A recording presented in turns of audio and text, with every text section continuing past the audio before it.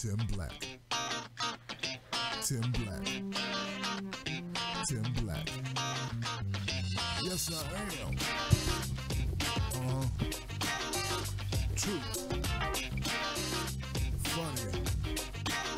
Tim Black. I am TimBlack.com. Tim Black.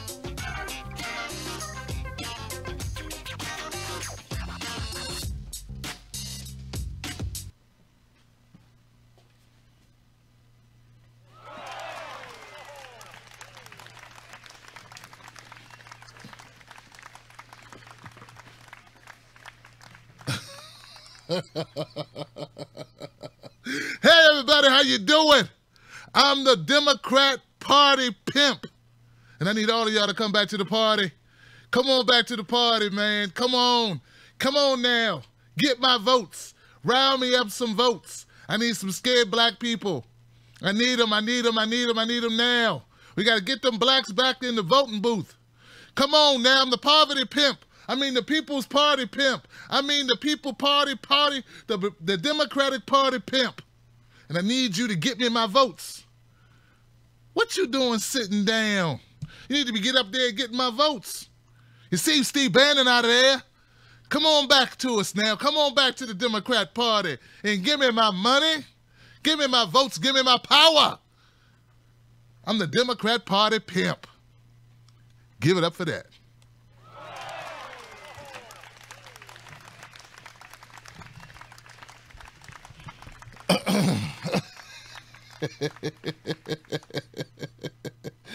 Oh man, I hope everybody can hear me.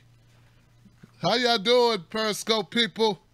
All my people on YouTube, my people out there in Facebook world, how's it going?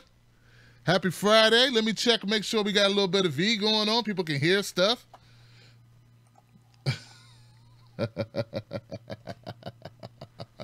I see some of my people in the house. What is this in my eye? What happened? What was on that cane I was shaking? Something's jumping off at me. Welcome to the show, guys. Welcome to Freedom Friday. I'm your host, Tim Black. This is the Tim Black at Night show. We do this almost every day of the week, except Saturday, Sunday, and Wednesday. But most days we're here, we're doing something, and if it's not live, you'll catch it on the replays. So look, guys, oh man, I always start Friday by saying how great I hope everybody's week was, but I already know a lot of people's this week was this was a hell of a week, wasn't it? Come on, guys, give it up for being a hell of a week. Yeah, I don't know if you heard, but America's got racist in it. It's a bad week, man. A week a lot of Americans discovered there are racist people in the country. You know, it's a heartbreaking thing to discover that you live in a country where people have different opinions about people based on things like race and religion and, color. And, it's crazy. Who knew? Who knew we had such division? Oh, yeah, everyone. Well, mostly everyone. I don't know. I'm telling you, this is like the media paints this one view of America and they spew that over the airwaves. And because they get the coordinated effort support of people like Google, people like YouTube, these lies, these narratives get spun into the mainstream. They get spun out and filtered out into the world. And they're not based on reality. They're not based in the actual responses from the people in America, what people actually think, what they talk about, what they believe, and what's current or present in their environment. For every person I know who happens to be white, I hate that. Every white person that I know who's not racist or anti-racist, against that type of crap, they know people that are. But you would have thought that what we saw displayed in Charlottesville was such an aberration. Like, people know people like the people you saw on TV. Now, not everybody will go out into the street and hold up a tiki lamp and do all this showing of, chanting stuff or what have you. Not everyone's going to do that, but they have these beliefs about the South and about the Confederate flag. You know, it may not be you, but you know people like that. But you wouldn't think that that exists in America if you watch certain liberal-based or Democratic-based, let's just call it Democratic-based, because I don't want to paint all liberals with the same brush. I don't paint all conservatives. I'm not going to paint all liberals. I know that some people like to do that. It's convenient. It's easy. But it's not altogether accurate. So what I'm trying to tell you is I've known people who felt different ways about different people. And even the people who were that way, when I met them, they would be like, well, hey, Tim, man, I don't mean you. Which is really offensive because you do mean me. What you mean is you hate people. You have a stereotype on people you don't even know based on something in your head or based on something you saw on TV or whatever, right? It's not true, all right? But so that's the thing. So that was the real big thing this week.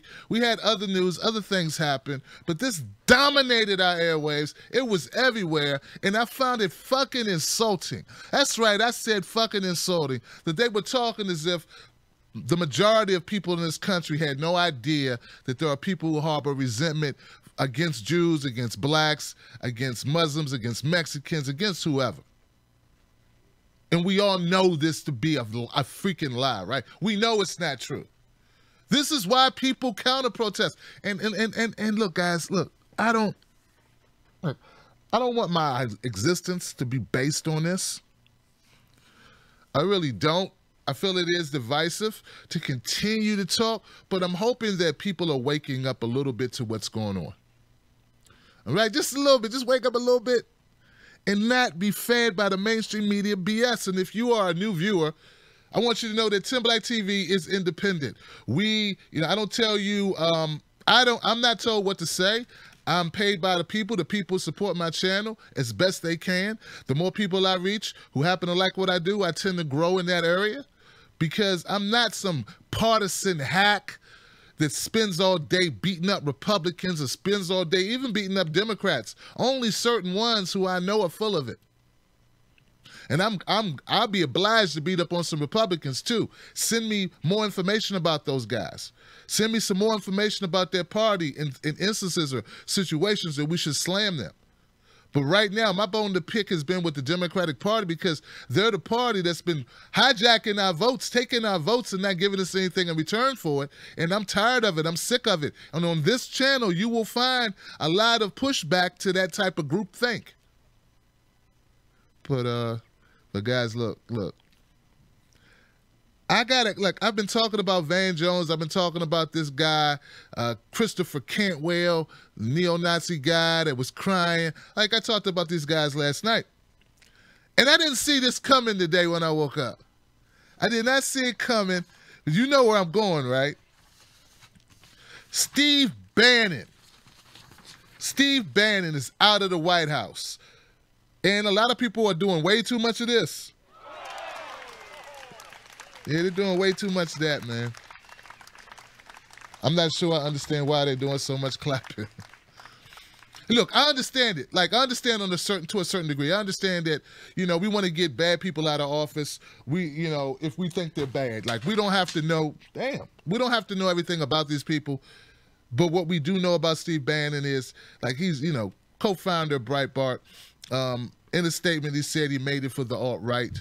We now are getting more crystallization into what at least portions of the alt-right are about. And a lot of people just not into it.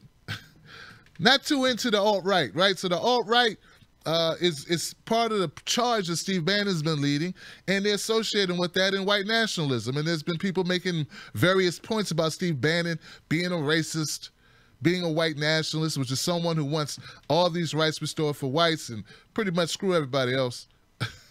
I didn't even know white people were losing rights. I didn't know this. I just thought we never had them and we had to fight for ours.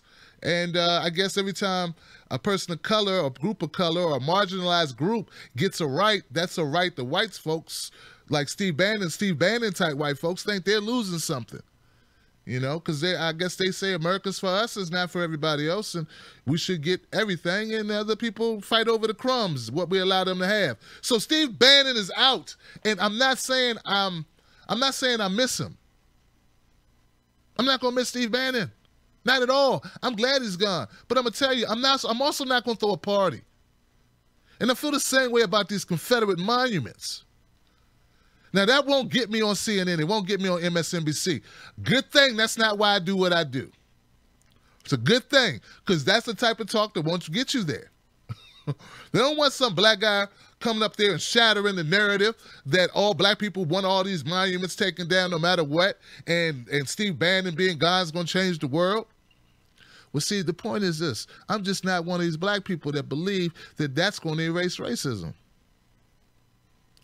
Look, racism, white nationalists, KKK, skinheads, all this stuff has existed way before Donald Trump was born. I know they want you to think that Donald Trump and Steve Bannon have taken racism and made it the in thing. They really haven't made it an in thing. It's still an out thing. And a lot of people don't want to be seen as racist, and they still are offended if you call them racist, even if they are racist. But Steve Bannon's out today, and all over across the country, neoliberals started exhaling. It's amazing.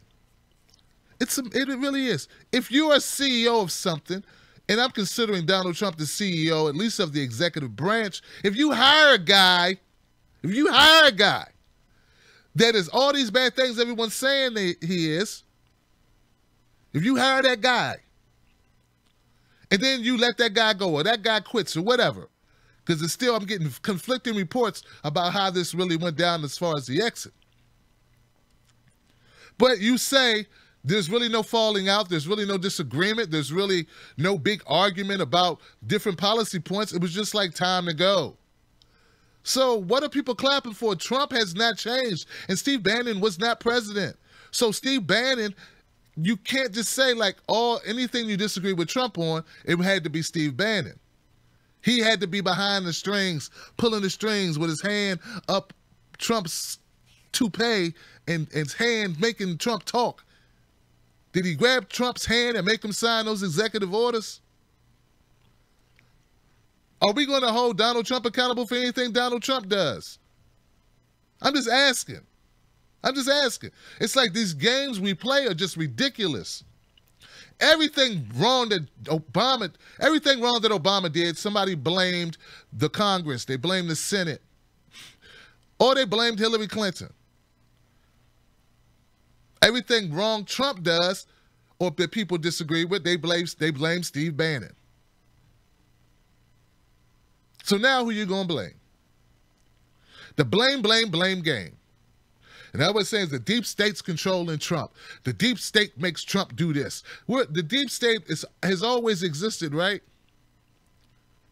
It's the boogeyman. If we're not going to hold any president accountable for what any president does, what's the point of having them?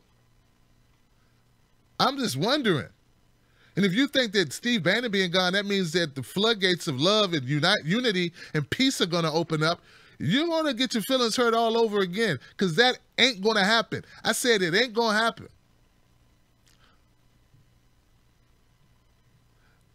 Steve Bannon and Donald Trump agreed mostly on everything. It wasn't Steve Bannon talking Trump into agreeing with him. And as everything I can see about Trump, I don't see anything in him that makes him easily pliable. If anything, he'll fire you if you don't agree with him. It's the other way. It's the other way. Steve Bannon days at the White House are over, but questions remain over how much influence or chaos he will cause. From Breitbart. Because, yeah, Steve Bannon said it ain't over. I'm just out of the White House. I'm still going to help Trump. I'm still going to go to war for Trump. I'm going to still do whatever I got to do for Trump. Some say he may even be more effective in the media group back devoting his full time to Breitbart. He will be more effective because now Trump will retweet everything he says. He'll get more distance, more awareness. Watch Breitbart become a major player in media. That's right. That's what's going to happen. Even more so. Even more so. They're already big.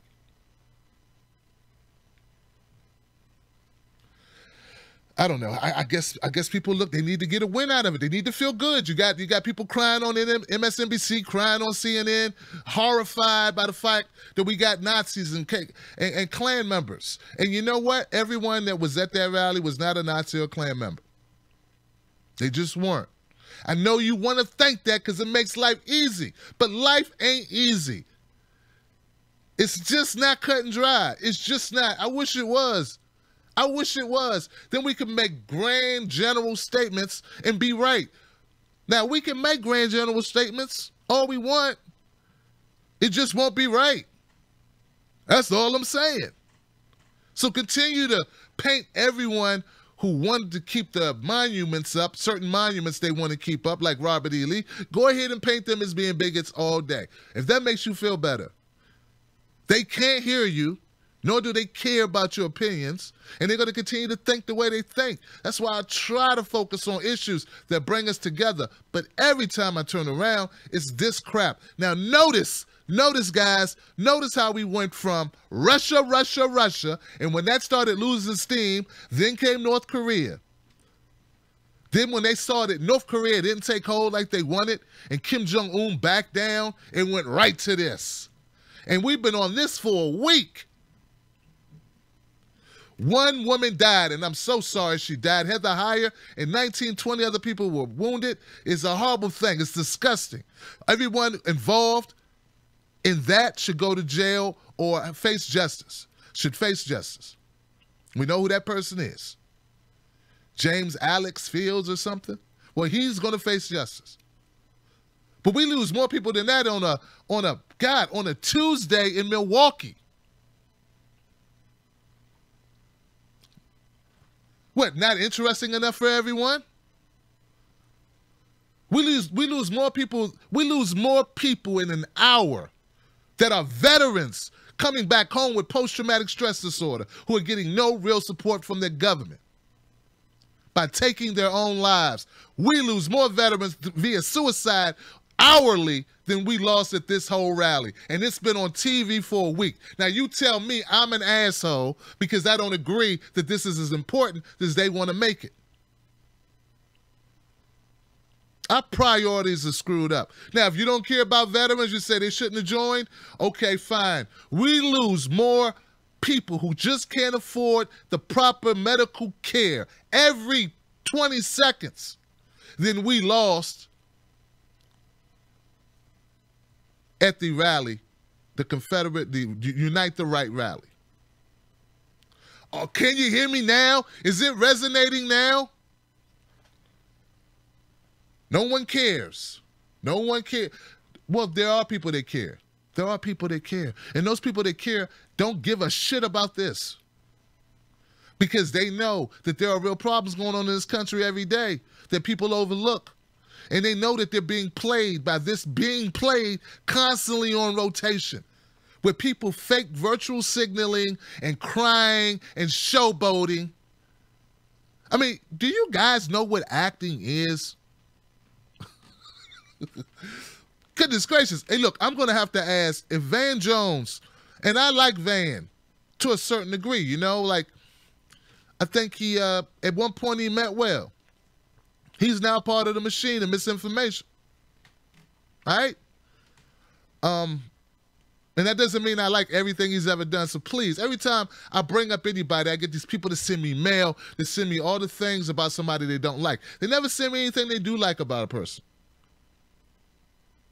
All I'm trying to say is as nice a guy as Van Jones appears to be at times, and as well-meaning or whatever, he really needs to take some fucking acting lessons.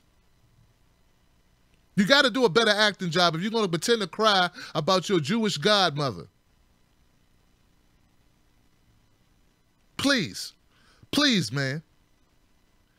At least, look, you know, like, if people are going to act like this is the end of the world, at least get the acting down. Go to take a course with Steve Martin. I heard Steve Martin's giving out great courses on Facebook. He'll teach you how to act. Go take those courses. Then come back to me, because the way you're doing it now is so half-assed. It's like you're not fooling anyone except the completely brainwashed. And actually, it's kind of insulting. I want to see some Othello acting. Oh, and the car bellowed down the street. Who go there? You know, give me some real acting. You know? God.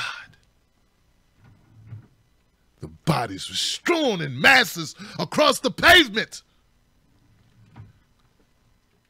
A bird flew overhead, and it shit on me. And I knew then.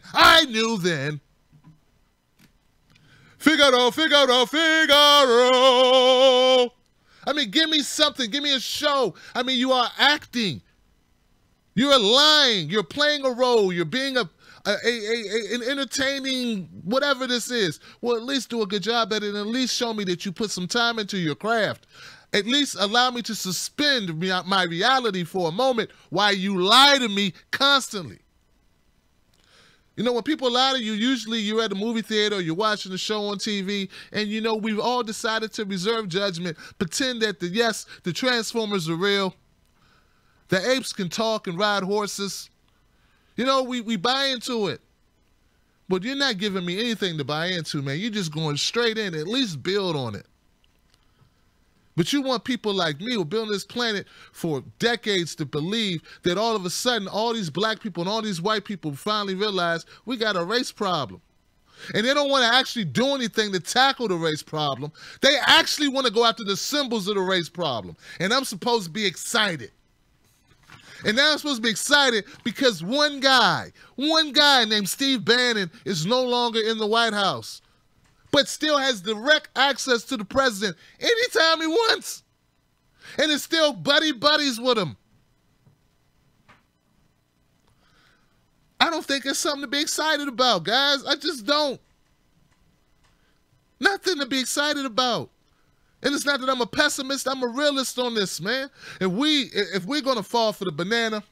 Look, man, I ain't falling for no banana in my tailpipe. Or we gonna fall for the banana in the tailpipe, man. Well, goodness gracious, man. Let's get some better tailpipes. At least get a banana split. Let's make the banana in the tailpipe be worth it. You know, I've never been the type of guy who was against letting someone take advantage of me a little bit, as long as I was getting something out of it at the end of the day. But in this situation, I'm not getting anything out of it. What do I get in return for lying to myself that this stuff doesn't exist and that it hasn't always existed? It's always existed. And if you do a close analysis of hate crimes, you'll see they always go up in election years. They always go up. And this year, in 2016, the people that were most harassed, the most hate crimes that were reported, the victims were Jews. It's factual. It's actual. You can go look it up yourself. I took time to look it up because I got tired of hearing how all this stuff was going on across the country, and it was all Trump's doing. Then I found out there was a lot of hate crimes, more hate crimes in 2012, more hate crimes in 2008 than there were in 2016. But they wouldn't tell you that on MSNBC, would they? Nope, they just left that part out for you. They just focused on the change and the hope part. They didn't focus on the people that were pissed in 2008 and 2012. And before you start drawing conclusions that they were all Southern assholes, remember, Obama won. Some of them voted for Obama.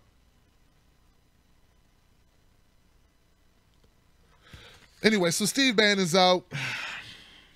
A source close to Bannon told Fox News there's no way the outgoing advisor will go to war against Trump himself. He will 100% have the POTUS back. Does that sound like something to clap about? Does it?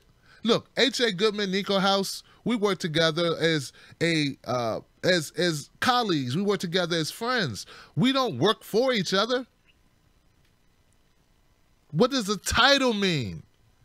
What does it mean if the guy's got your back and he has influence and he has a corporation at his beck and call and he can direct content on a website that reaches millions of people. And now he has access to the president who can also help him. And as you see, Donald Trump ain't going to wait around, decide or asking to check in with anybody before he retweets or whatever or gives interviews. He can do whatever he wants to do. So watch Breitbart become bigger than, I bet you this, Breitbart will become the next Fox in the next 2 years. Now, you clap about that. Go ahead and clap that up. Now the guy's not in the White House, away from that. Now he's back. He's going to be big as Fox. Mark my words. See, it ain't. But see, no one wants to talk about that. Are they talking about that on CNN? I didn't watch CNN today. I had a lot of other stuff going on. You know? I want to make it funny, but it's not funny. It's just people being so fooled. They're being fooled. Now, there's this billionaire named Carl Icahn. I didn't even know who this guy was. This guy's a fucking billionaire. He just stepped down as an advisor to Trump. People are fleeing. They are running out of there quick. They're gone. This guy, now look, he said, billionaire investor Carl Icahn said Friday he has stepped down as a special advisor to President Trump on regulatory reform. He said in a letter to Trump that he was stepping down with the president's blessing. And because I did not want partisan bickering about my role in any way cloud your administration.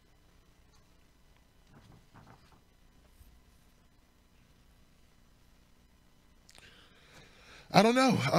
I don't know what they say here. The Democrats didn't like him because he kept his job, his businesses running. So he had conflicts of interest.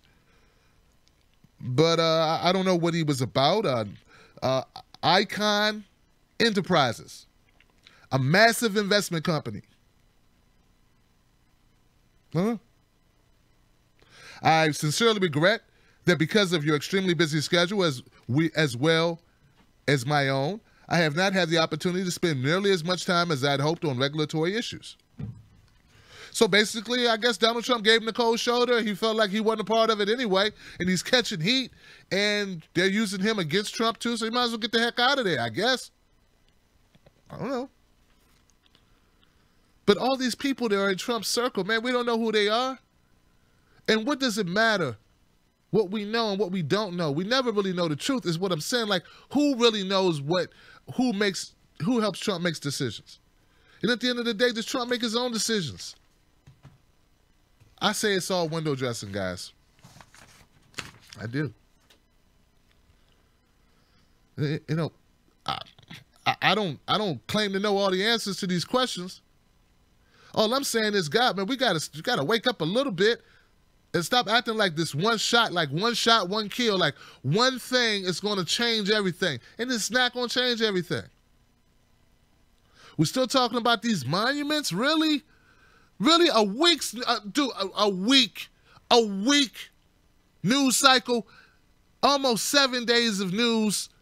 Has it been? It's been, because it started on a Friday and today is Friday. Daggone, it's 7 days of news.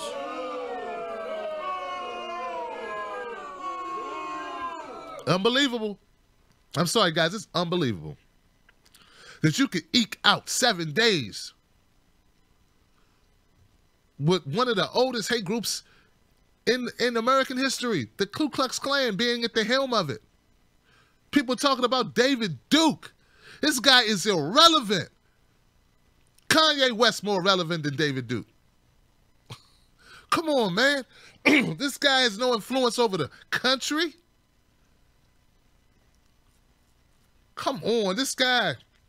I got to hear his name. I got to hear Steve Bannon's names. I get all these guys. Who are these people? Who cares what they think? Who cares if they don't like the blacks? Who cares if they don't like the Mexicans? Who cares if they don't like the Jews? Who cares about these people? They're angry people who are upset about things. Who cares? Go away. Break the law. Go to jail. Go to jail. Sit. Or go sit down. Go in your saloon and drink your moonshine or whatever and talk about how the blacks are stopping you from progressing in life.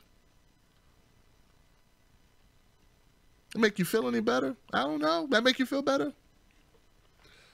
So anyway, Steve Bannon's out of the White House. Icahn enterprise guy, billionaire Carl Icahn. He done stepped down. You know, the Mooch is gone. And you know what, guys? I said something last night. I thought about it. I don't have a problem with Mooch. The Mooch was real. Now, he may have been really playing a role. I don't know. But at least he just spoke his mind about how he felt. And I don't think he was lying about anything. At least nothing that I could detect. And whether you like a person like that or not, it's good to have them. It's good to have those type of people. You like people who have the audacity to speak their mind so you know where they stand. I try to speak my mind. That's why some people like what I do, because they like knowing where people stand. It gives you a sense of confidence in an individual. You don't even have to agree with everything. A person that speaks their mind, at least you know, at least you know what you don't like about them. Because some people, you never know what you don't like about them. So, you know, the Mooch man, he's gone. I haven't paid much attention to Sarah Huckabee Sanders. She is related to Huckabee, right? It's impossible. I don't even know that about the woman. Honestly, guys, I didn't even look her up, really. She's related to Mike Huckabee, right? Because there can't be that many Huckabees running around. If there are candidates for name change sponsored by the government. If your last name is Huckabee, the government should just be like, look, we're going to change your name for you. This is on the house. Come on, man. So I'm thinking they're related. So I haven't paid much attention to her. But all the shakeups in the White House, the Trump White House guys, I don't see policy changing that much. You know? And the way it's all clouded, it's hard to even find out what's being actually done.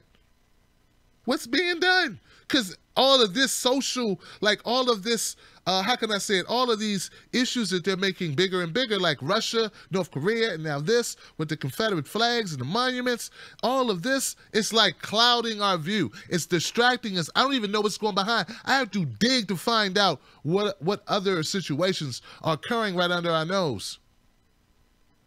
And that's not good. And those things that are occurring are the real things that will affect your life, not this stuff. None of this will affect your life. None of it. A monument, you may not agree with it. I bet you most people, when they see those monuments, they don't even know what the hell they're for and don't even care. They just want something to be upset about on both sides. If you stop and talk to somebody and then you lay it all out for them like, hey, these monuments, this guy owned this many slaves, this guy did this guy did that, this is what they were about, they wanted to keep slavery, should there be a monument? People probably be like, no. But that's in the context of you saying all of that. What I'm saying is when people drive by, when people going about their business, they don't even think about that piece of rock. I know, I live in D.C. I don't think about those monuments. Probably the most monument-riddled area in America is D.C., Maryland, and Virginia. Gotta be. The UMD, the DMV. And I don't think about them. And I'm pretty aware. I pay attention to stuff. I don't care. Because we got real problems that are affecting us every day that don't have to do with a statue or a piece of rock sitting on a stand or whatever. Like, who has time for that? Hell, we don't live up to what the Statue of Liberty means, nor do we live up to some Robert E. Lee stuff. But when people ask me, Tim Black, what you think? I say I'm glad they're gone. If they take them, good. If they don't take them, I don't care. Let's focus on this stuff over here. Let's focus on this. Let's focus on job creation for young people. This summer, 60% of black teens in suburban areas didn't have summer jobs.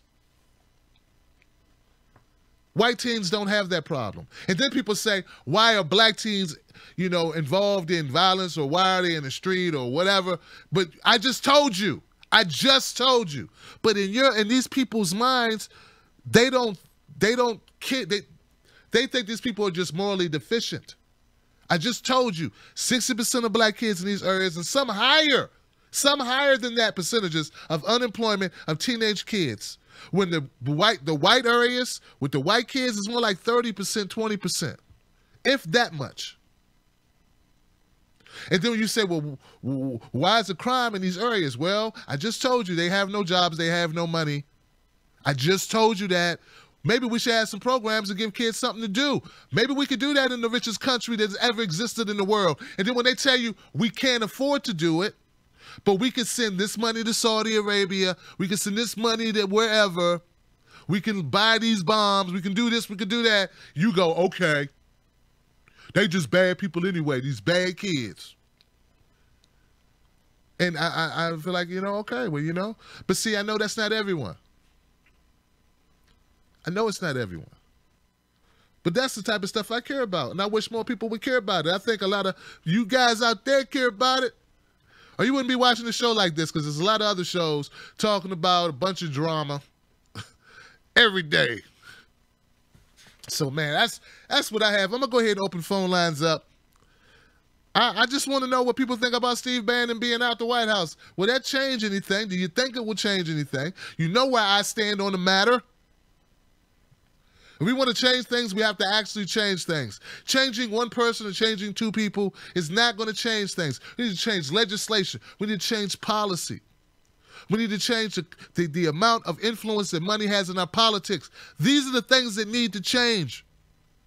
If you don't change those things, you can change the players, but that's not going to change the game. You can change the referees, that ain't going to change the game. You can change the fields, you can change the jerseys, you can change the sodas you serve, you can change who made your patties, you can change if you're going to use seeded buns or non-seedless buns, you can get rid of, the preservatives, that's in the flavoring of the icy drink you consumed. You can do all these things.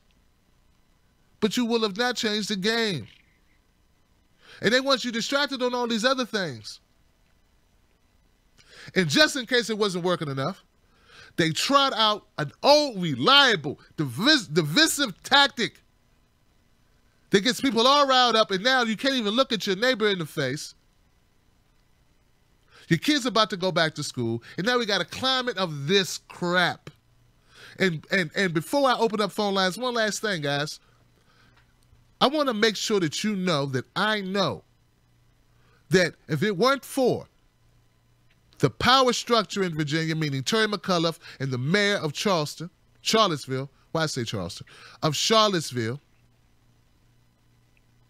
and the police that were engaged there, and the way the police were used, none of this would have happened. And I do mean none of it would have happened. Heather Heyer would still be alive. Those 19, 20 people wouldn't be injured. And the countless other people that were injured would not have been injured if they would have done their job to the extent they should have done their job. If they would have done their job the way they did their job in Baltimore, if they would have done their job the way they did their job in Ferguson, if they would have done their jobs the way they do it when there's black people marching for something, none of this would have happened. You set up a barrier between the two rallying groups, and you arrest anyone who breaches that barrier. And that is it. A couple shows of force that people will go to jail and people will chill the hell out. That was not done. In fact, people were cordoned off, and then they had rival groups pushed against other rival groups with nowhere to go. It was like they pushed them, like they wanted it to happen. This is not conspiracy theory. Get out of your bubble. Watch a little bit of video content from people that were on the ground. Take the time to digest that, and you will come to the same conclusion. Now, just because you come to the conclusion that these people were fighting, that the cops could have prevented it, and some officers, I'm not saying it's all the officers' fault. Officers take orders. In fact, some officers are the ones telling you what happened. Yeah. That story I just gave you, a majority of that reporting I just gave you was from a statement of an officer in Charlottesville who told it. They were told to step down. They were told to let it happen. So now when I say we're being played, that's where I get it from. That does not mean that these people don't have an ideology that I disagree with. It doesn't mean that I agree with them, that they need to be marching and keep a monument up. But what does it mean in a country where you got able-bodied men and women who could do anything, man? And I do mean anything. People would promise when it's so important for them to look backwards. instead of looking forwards. Think about that. That it meant that much to people.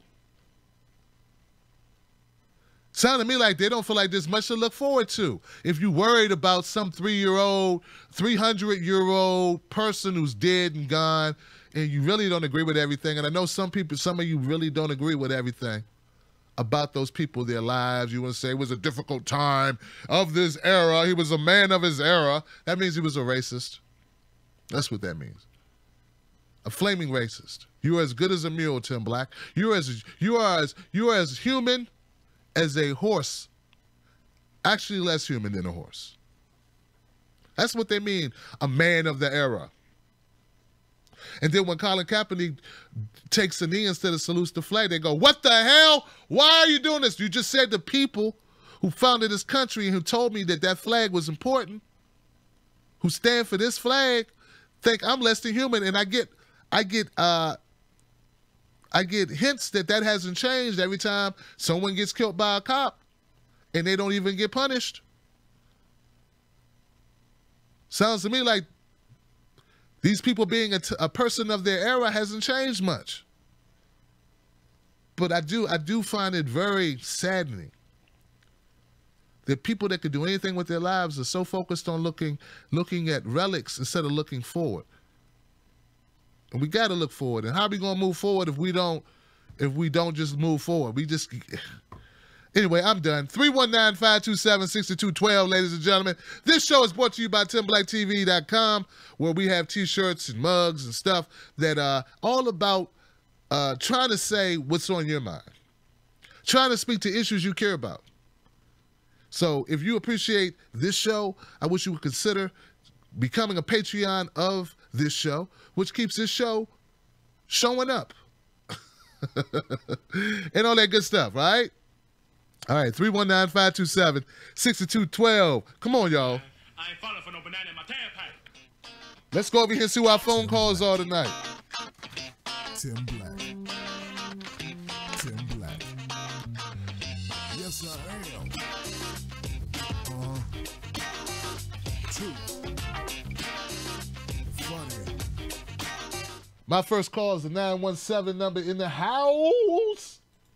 917, you're live, Freedom Friday. Who is this?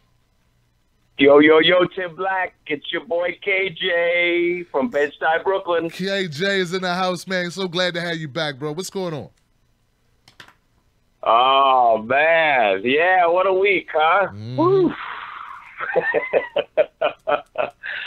I happened to catch you the other night, and you were definitely hitting hard on my trumper. And I feel you, man. I know exactly where you're coming from, and I respect you, and as well, I know you respect me because we all have our opinions about situations. I mean, this whole thing, it's so ridiculous in so many levels. Now that you can kind of sit back from it and take a look, I mean, first of all, how come nobody was outraged about all of these slave-owning monuments that have been basically all over the United States before last week? I just don't get how all of a sudden, everybody, I call it selective morality. And, all of a sudden people want to be outraged. It's kind of like the scene with the police inspector in Casablanca when they say, there's gambling going on here, shocking. And then the guy runs up and says, yeah, here's your winnings, as they're shutting down Rick's Cafe. So it's just, it's so absurd on so many levels.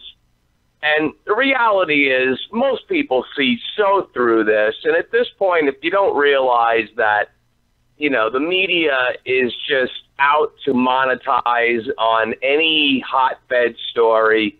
I mean, the fact that they still were leading with the Charlottesville story when, people got killed in France last week, and then just 2 days ago in Spain, people got a massive terrorist attack. But they're still leading with the Trump story.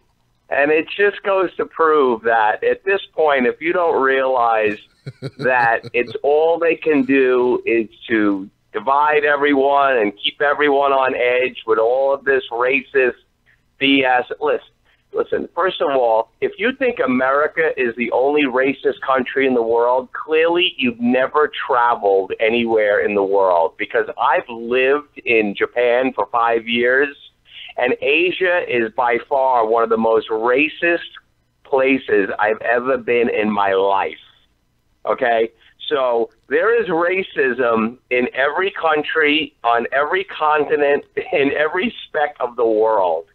I mean, just the fact that, I live in Bed-Stuy, and my neighbors, when they describe somebody, and I'm talking about African-American people, they say to me when they're describing somebody, they say, oh, you know who I'm talking about, she's the dark-skinned girl.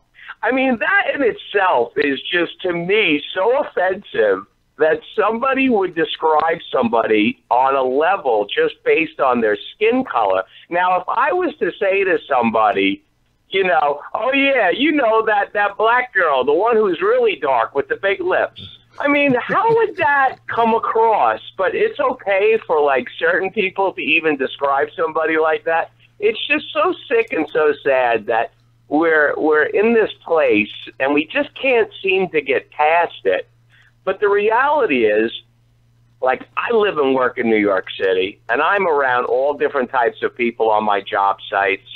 And, you know, I talk to people, and we all talk, but, you know, we're all in agreement that we are not Charleston, Charlottesville, Virginia. That is some backwoods, you know, deep South, hillbilly ass type of people, whether it's the white supremacists or the Antifas or the Black Lives Matter people that were down there. I mean, these people do not represent an iota of America. They are like the tiniest minute of the biggest group of morons within that tiny minute group. So, you know, but the media just wants to put it out there to the rest of the world. Oh, look at America. All of a sudden, you know, like, you know, all of a sudden, oh, wow, we just found that everyone in America is a racist. And if you're white, you must be a white nationalist. And if you're black, you must be with Black Lives Matter. And if you have green-colored hair and a mask, you're against everything. You know, they just want to put everyone into these stupid categories and make everyone just look really bad. Word. Hey, man, I hear you, man. You know, it is, that's why I'm really hesitant on joining any groups, man. I belong in no groups. None. Right. and the thing about Bannon being out, or half of the people that are no longer in Trump's, you know, set. Come on, bro. First of all, you hit it on the head. These people, basically, as far as I'm concerned, that he put into his group, they were just there for a set period of time, and it was obvious that they were only going to fulfill a certain little period of time. They were going to, like, you know, do what they had to do. Let's face it, summer's almost over. It's like everyone's going back to their real life, you know. So Bannon's going to go back to his website. It's going to become doubly, you know, as big as it ever was. And the media, of course, is going to help him because they're idiots, and they're going to wind up making his website and his outlet, like you said, it will be the new Fox News, because it looks like Fox News is actually becoming more moderate since they ousted Bill O'Reilly and they got rid of a few other people. So Breitbart is definitely going to become the new Fox News. And it's just like a new boogeyman for the, you know, the MSNBC and CNN to, like, just talk shit about and just keep this BS going and trying to keep us all at each other's throats, when reality is most of us get along just fine, and we think they're all a bunch of absurd idiots.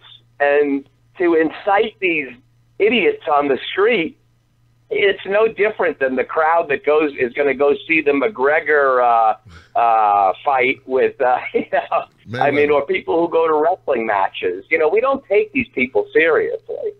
And you should not, for a minute, allow this to be the narrative that is the majority, because we all get along. We all have, you know, I have my opinion, you have your opinion, but we respect each other at the end of the day, and that's what Americans are about. Hey man, let's hope so, man. That's what when I go out and I talk to people, that's what I get from people. You know, we're all Americans. We're just trying to get by, man. Everyone's trying to get by, not even focused on this garbage. Hey KJ, I mean, we have been, right. Let's face it. Anybody who's got a life, a job, a kid, a family, bills to pay, we have much bigger fish to fry, okay? and it's like, it almost seems like the media, all they're doing is beating this dead horse for the stay-at-home losers or the people that have nothing better to do because they're just miserable already. And misery loves company, and misery loves to see the hatred and the anger, and, you know, give them something to yell at the TV about. Yeah, and it's just pathetic. But at this point, I know people see through this, and it's so much bigger than, you know, Trump and Bannon and all. It's like, give me a break, man. Let's get back to the reality that we've all got to. Either way, we got to get along because we've got to survive, and there's such a bigger picture out there that we all need to focus on. And just agree to disagree. But once you start getting into the street like a bunch of animals, you are going to be treated like a bunch of animals. And as far as this Terry McAuliffe, dude, he knew they gave them that permit to let these white racist idiots rally months ago. So you know he gave them the stand-down order to make Trump look bad. And it's just another play of the Democrats that are pissed off because he's a Clinton cohort from back in the day. So he knew that if he let this thing get out of hand, it would look bad on Trump.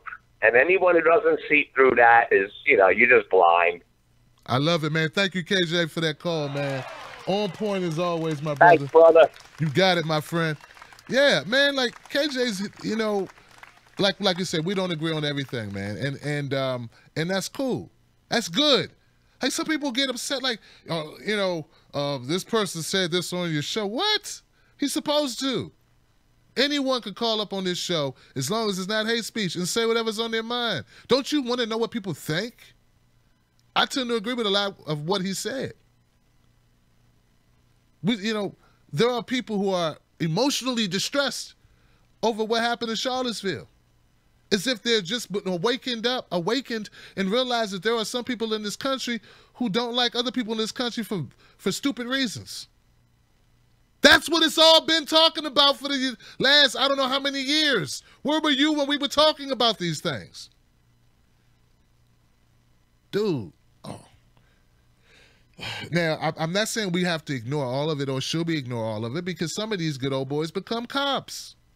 And they think this way. If you're a person who likes to mix it up, who likes, you know, confrontation and violence, and you think these people are scum, the best place to get a job is in the law enforcement. And that's sad. But thank you so much, KJ, for calling up, man, keeping it real, and telling me what you think about it, and also to give me an idea of what people that you've been speaking to, what they think, because that's just as important. I appreciate you, man. 408. You're live on Freedom Friday. What's your name and where you calling from? Hey, Tim, this is No More Donations from San Jose, California. How you doing? My man, No More. What's up, man? Hey, it's been a crazy week, like you said. I only have one thing to say on Bannon, and that was, because you did mention, you know, what are your opinions on Bannon?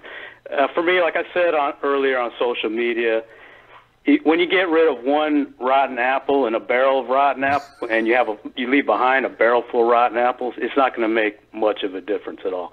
That's all I'm going to say about Bannon. So the reason I'm calling in tonight is to talk a little bit about Antifa. So I recently saw an episode on Democracy Now! Where this author, his name's Mark Bray, he was part of the Occupy Wall Street movement. I don't know if he was an actual, you know, if he was actually actively involved or he's just an observer or whatever, but regardless, he's written some books on it. He was on Democracy Now! And he says it's pronounced Antifa. I mean, I've been mispronouncing it Antifa, but whatever. Anyway, everybody knows what it is at this point. But it was pretty interesting to learn the history of it. You know, it's been an anti-fascist movement. It's been around for more than 100 years.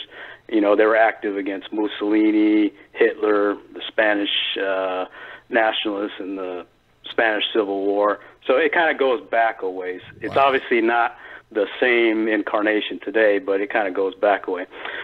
So, you know, people can disagree with the tactics they use, you know, but for me, you know, I believe in a variety of tactics. My preference is for nonviolence, of course, but, you know, that's only my preference. And I don't think you can use nonviolence in every situation. You know, look what happened with Cornell West and other folks who were there in Charlottesville. So, you know, they were surrounded by a bunch of neo-Nazis, and the cops stood back.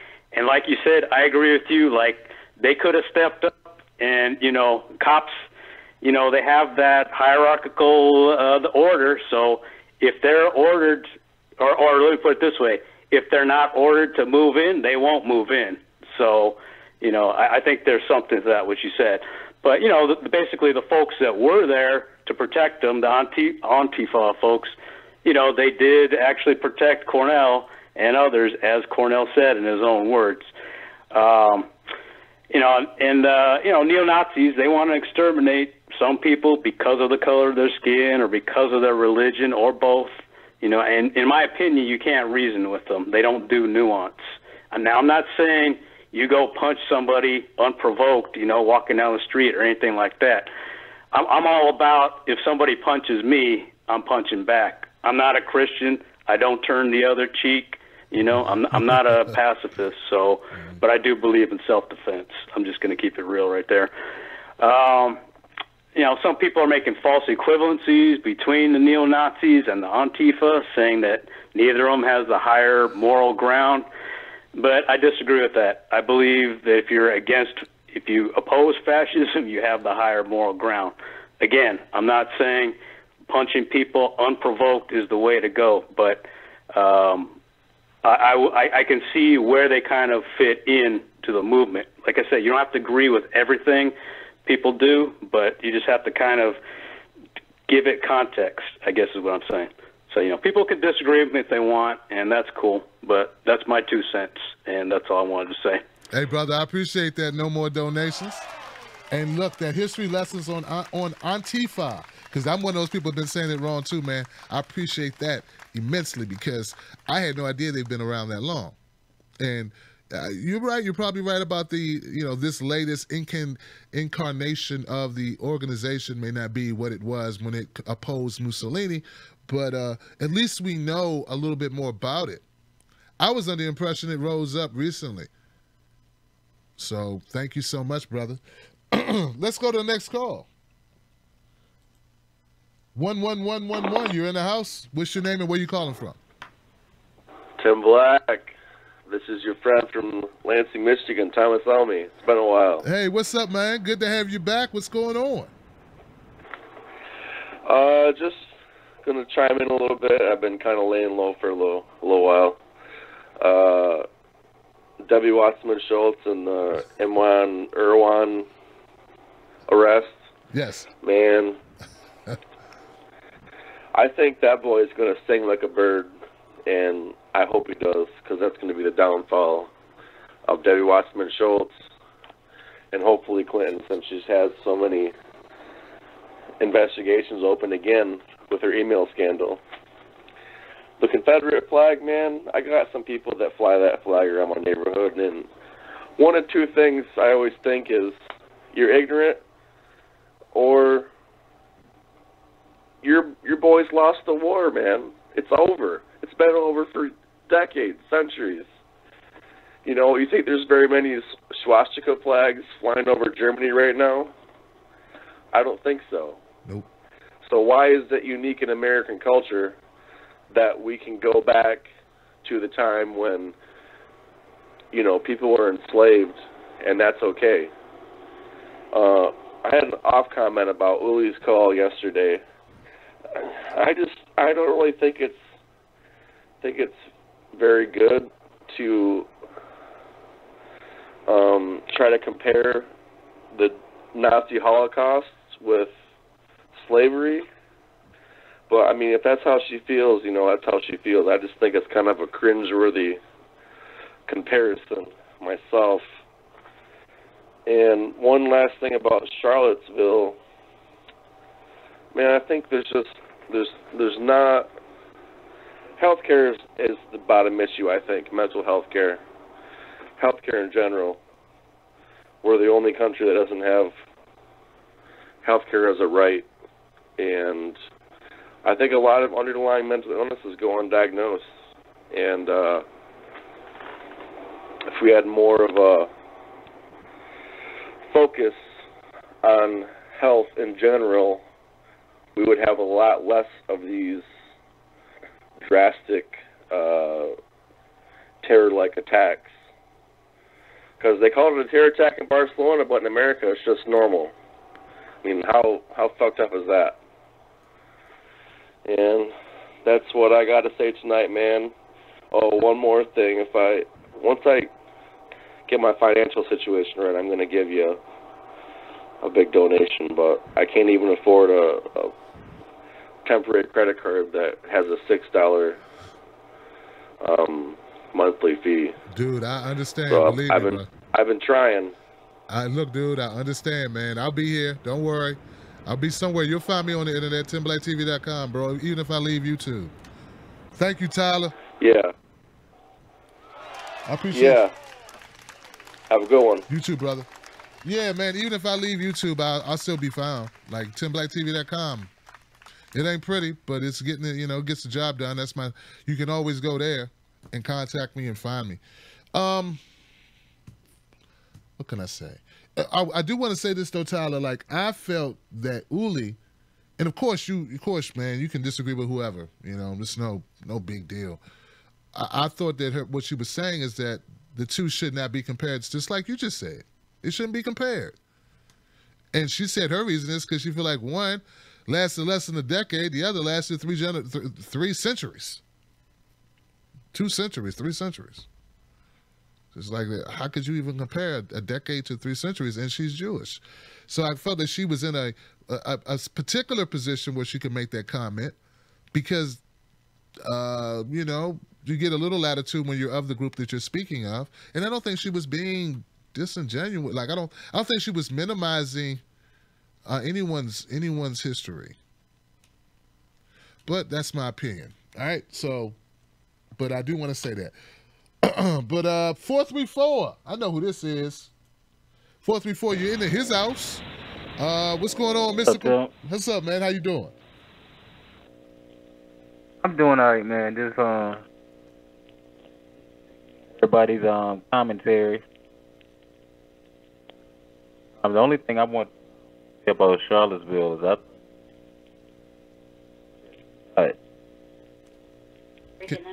Can't hear you, brother. Out here, it's like I do know that type aren't gonna stop. California. Can't hear you, brother. I was out. Huh? Well, I can't hear you. You're going like in and out.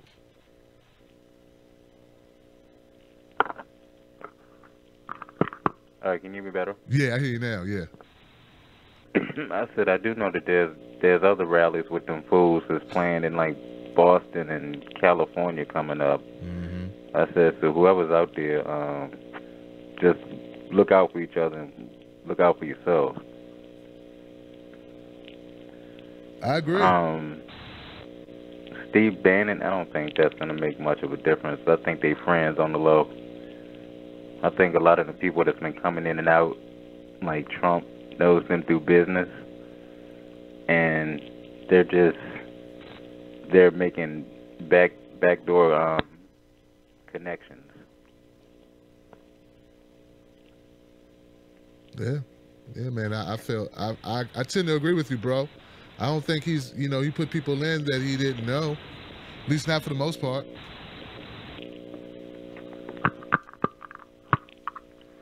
I don't know how much. I don't think Trump's going to make it 4 years. But I don't know if Trump's going to make another year. What they going to do to him? How they going to stop him? I think it'll take people just getting tired of his nonchalant attitude towards the presidency itself.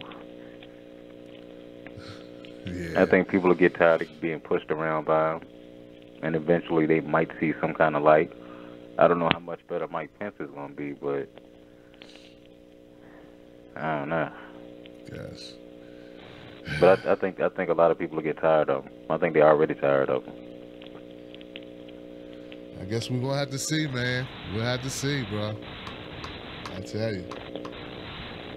All right, bro. Well, hey, man, look, man, thanks for calling up, man. All right. All right, Hey, bro. Tim, Yes. got a question for you. Okay. What's happening with Pence in all this time? You know, he's been really, really quiet. Nobody's heard from him. Who's that? Pence, Mike Pence. What's up with him? He's been really, really quiet. It's like he doesn't exist. Yeah, they were saying that he was trying to stage a coup. He got quiet after that. He did make some comments about Charlottesville. He made comments about Charlottesville, and he denounced it like right away. He did the political thing right away. That's all I've heard.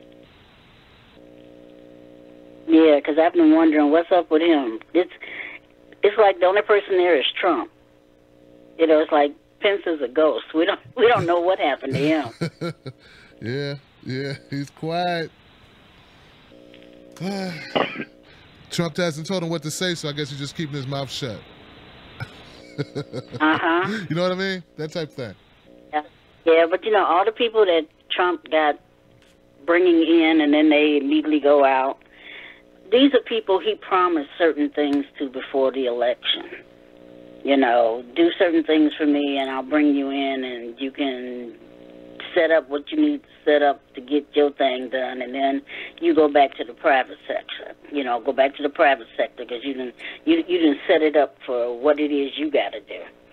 I don't trust him. I mean, I've never seen such a high turnover before in government. That's crazy. I don't know, Nabi. I don't know. And why is it Trump cannot work out of the White House? Why he got to work out of Trump Tower all the time? What is wrong with the White House? I don't know. What, is Lincoln's ghost haunting him? He rich, man. He not used Anyway, to that's being all I told what to wanted do. to say. I hear you, man. I hear you. Look, thank you guys for calling up. I tell you, I think with Trump and the White House thing, he's rich as hell. Look, man, I don't understand why a man 70 years old who has all the money that Trump has, all the influence he has, all the businesses that he owns, you know, you can say what you want about him. I don't understand why that guy would want to do a regular job, like a job where you have to be a certain place at a certain times. Like, why the hell would you choose to do that? There's so much other things to do. I still don't believe, Nambi, that Donald Trump meant to become president. I think he's just competitive. I think he ran partly because Bill Clinton asked him to. They had conversations on the golf course. They talked with Hillary. They all had a plan. And when she started going dirty, because her team said go dirty, go under, go hit hard, and when they put out those tapes about grabbing women's change purses, Trump said, all right, I'm going to win this just because of that. Just because of that, because you did that, I'm going to go in and I'm going to win. I'm going to win now. And he did. And they were all like, So he's like, so this is what you get. This is what you get. I'm going to go to the next call, but I appreciate you guys. Thanks for calling up. It's funny, man. It's hilarious. 405 in the house. You're live. What's your name? Where you calling from? Hello there, Mr. Black. This is Cosmo Vinegar from Stillwater, Oklahoma. Cosmo, what's on your mind today? Oh, a lot of things have been on my mind. We've had Bannon leave. We've had Scaramucci leave a couple weeks ago. We obviously had the riots in Charlottesville. I understand that took place not too far away from where you live. It's certainly a lot closer to you than it was to me. Yeah, I did want to kind of give my perspective. And I think you and I might find ourselves in some disagreement, per se on what the role of anti-fascism is in American society and whether or not it is a movement that should be supported or whether or not there are better tactics that could be adopted in place of it.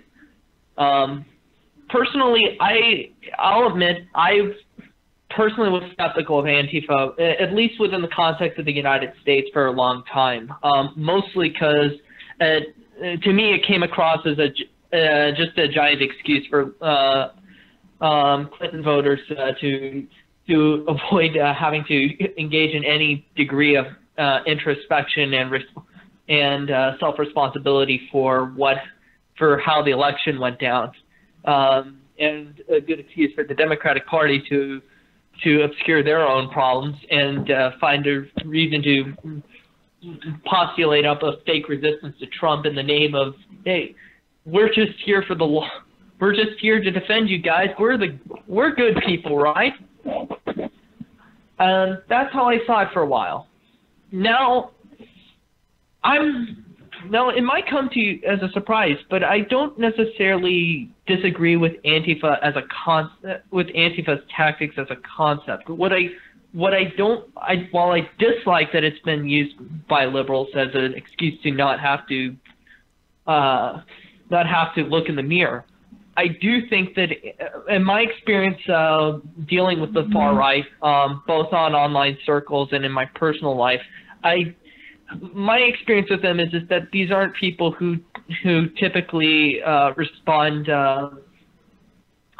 very favorably to often to reasoned arguments, or because I think part of it is that, and you know what, let's be fair to some of these people, and I don't want to be too charitable because I think their moral system is so repugnant, but a lot of these people don't necessarily join in because they genuinely believe in white supremacy. A lot of these people get roped into it, largely because those are the only circles that are willing to hear them out. The only circles in which people will let them, that will fit them in. There's a sense of community behind it. And that's why it fosters in places like the Deep South or deep in the cities, urban cities such as Chicago, LA, even in Portland, which is typically seen as this sort of left-wing bastion. They congregate there because that's where they're supposed, because that's the only place that they feel like they get any respect out of. For one reason or another. And here's my perspective. You can't fight fascism with only violent tactics. I would never suggest that. There is a degree to which you are going to have to engage with the people to try and, take your line of sprinkle some facts on them and get out of there. At the same time, however, when they do start to mobilize, when they actually do start to move forward into the streets, leaving them to their own devices isn't always the smartest tactic, especially in a society where those attitudes are deeply ingrained, not just from a offshoot perspective of just like subtle racism and racist jokes being told between friends and neighbors. It's also systematic within our very legal system. There is an innate bias in our society, both legally and socially and culturally, towards white supremacy. And so to give them the room to do so, I think enables people towards a very dark period of American history that, if not met with resistance, can end very poorly, as we have seen throughout history, such as the Tulsa race riots and the rise of and Kristallnacht in Germany in the prior century. So my advice, my personal perspective on Antifa and what the proper way to deal with the far right is basically boils down to this. Treat the people who you can connect with respect and try and pull them back. But once things go to the street, don't trust that the people who are supposed to keep things in order are going to help you. And so, if you need to take matters into your own hands, go for it. That's my perspective. Cosmo's kicking ass tonight. Go ahead, man. Thank you, brother. I appreciate the phone call. I would say I thought about one of the last points you made really resonated with me because I have considered it. Because, it's really nice to say, and we'd all just go in the house, close our windows, our blinds, and watch Tim Black while these Klan members and neo-Nazis, white nationalists, whatever they call themselves, whoever those subgroups are, because there are subgroups with names that don't appear to be racist, like American Heritage, American Pride, whatever, right? But then they're classified as hate groups if you look them up by certain organizations. But yeah, but it'd be nice to say, look, man, when those people start marching down the street, that's when you just go to YouTube, watch one of my videos, or we do a live show and we'll laugh and we'll ignore them, and then they'll be done and they'll go home and they won't get any airtime and no one will talk about them. That's nice to say. The reality is what you said is true as well. That if it goes unchallenged, if it goes unchecked, in a society where racism is always bubbling beneath the surface, where it exists as it does in this country, whether good people like you or, well, you obviously know it, Cosmo, but there's some people who don't know how racist America is because they are not confronted with it.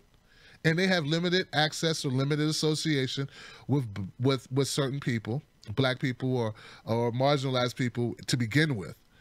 And maybe because people that they know don't associate with people who think that way because they're not that way. And those people tend to congregate together. So all I'm saying is, yes, in that type of society, when you don't check these types of people, it becomes more normal. And you'll find it's particularly young people becoming more vulnerable to it. Because it is bubbling under the surface. I mean, let's just face it, man. Most things in this country that are celebrated are things that are white. And most things that are shunned, and when there's something to shun, it tends to be a black thing. It's a black thing. You wouldn't understand. So it's always going to be fertile ground for people to lay eggs of hate. It's always going to be a nice seeded ground. It's already got fertilizer on it. The fertilizer is the dead bodies of all these black people from centuries and centuries. Do you get it? So I understand. So that is sort of like my dilemma, my brother, is as I consider my own because remember, I'm talking to lots of people. When I do these shows, thousands of people see these videos. And I'm like, okay, am I really putting the right message out? Just because I would like to believe that if no one pays attention, if the tree falls in the forest, it didn't, no one cares, right? But yeah, there's some people in that forest who are going to witness that tree if I'm not there. And they might decide they want to cut down some more trees. And that matters. Thank you, Cosmo. I appreciate you, brother. 562, thank you for your patience. What's your name? Where you calling from? Hey, good evening, Tim. This is Marva from California. I got two things I want to say, and hopefully I'll say them quick. And it's not anything about Charlottesville or nothing. I wanted to say, bro, that I'm really sorry to hear about the demonetization of your videos. The best that I can do, I really want to help your channel monetarily more. I think about, everybody got their own life and stuff, what they got to do, what they do. You know what I'm saying? Some people have cable or are into it and watch MSN. Some people don't. I've cut the cord for a while, but I need to stay informed. And if you find a source that is putting out unbiased news, which in your case, a lot of, especially with your monologues, it's unscripted, so it's funny too. But you're getting unbiased news. You need to support it. So I want to try to do more. The second thing I wanted to say is really just piggybacking off the first, and it's the thing that what really caught me when I first saw you was you spoke your mind. As I stated before, already in the previous comment, thought, you know,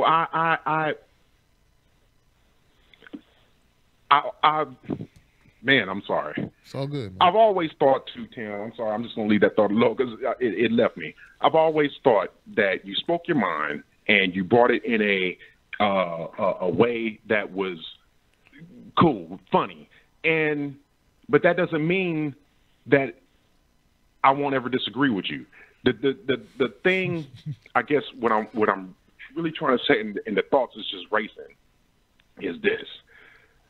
People, if you're going to support. If you buy a T-shirt, that's cool. You know, if you're going to be a Patreon, that's cool.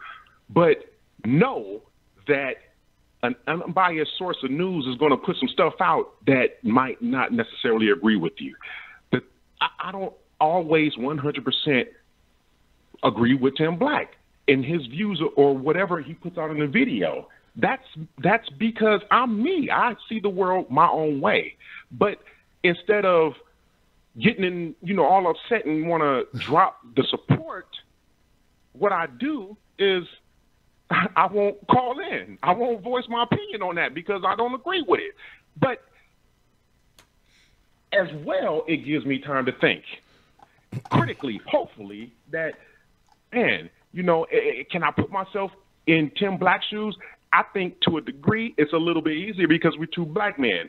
And a lot of the black experience in this country, regardless of where you live, is kind of shared. But I try to put myself in the person. I've never been white. I've always been black. I try to use what you say and put it into somebody else. Can I think like that? You know, and is this how they look at us, or is this how I really look at them? Just, you know, critical thinking. And that's what I really appreciate about your channel, is that whoever calls in, and I made a comment on this last week, I think, on Freedom Friday, is going to drop some knowledge, is going to drop a nugget that you might not know. And that's all the more better for you. That's all the more better for us. Yo, peace, Tim Black, love you. Man, I appreciate you, Marvin. You know that, bro. And you're right, man. You know, that's why I'm going to be making some moves, bro. Because people are too volatile. You know, like, so it's a great model, right? It's a great model where people fund you, right? But it's also a bad model because everyone's an individual and everybody thinks you should think like them. So it's unsustainable, particularly if you're going to particularly if you got a family you need to support. Now, if you're doing videos on the weekend and you just do this stuff, like, you know, a subject comes up and you just want to speak about it, you can care less. It doesn't affect you if people say, well, I'm not going to help you be able to do videos. Well, like, okay, cool. Like, you know, I got a regular job and I just do this when I have time. But a person like me who does like 4 shows a week, does, you know, different content throughout the week, who's like going out interviewing people. Next week, I got an interview with Ben Jealous, who's running for Maryland governor. 90 seconds. There are going to be people that I bet you there will be people, and this is sad, and this is not what I want, but I have a feeling there will be people who stop funding my show because they don't think it's right that I talk to Ben Jealous. I'm trying to tell you, that's how bad it is. So, and it's just the nature of the beast that when 60 seconds. When you depend on people who, you know, it's tough. And that's why people take corporate money. This is why people take corporate money. People think people take corporate money because they're horrible individuals. it's hard for people. Look, if you're a politician, you only have to put out a certain amount of statements, right? You do a speech, you keep it tight. You know what the people want. You deliver that in a way. You have a stump speech. If your literature and your speeches stay in line with your stump speech that's been working, you can pretty much stay okay. But when you're a person that has to comment on everything, 10 seconds, on everything that happens in the news cycle, everything that goes on, there are going to be issues that people disagree with you on. All right? So this is harder than being a politician, I believe. Because a politician just won't talk about certain stuff. He'll just avoid issues that he knows some of his constituents are not going to agree with, which will change his donation cycles. I don't have that privilege. And I can't lie about how I feel, because now you got to keep your lies straight. I can't sugarcoat it, because now I'm not being true to who I am. Marvin, you're one of the, you are of a small group. And I say small, but I got like 400 people that support this channel, which is small compared to some other people.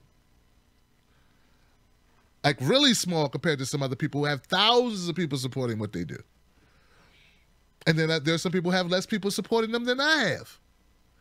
All I'm saying is it gets very difficult. I appreciate your support, and I appreciate you understanding that just because we disagree on a certain issue, dude, either you only want people to say to parrot what you think, which is impossible.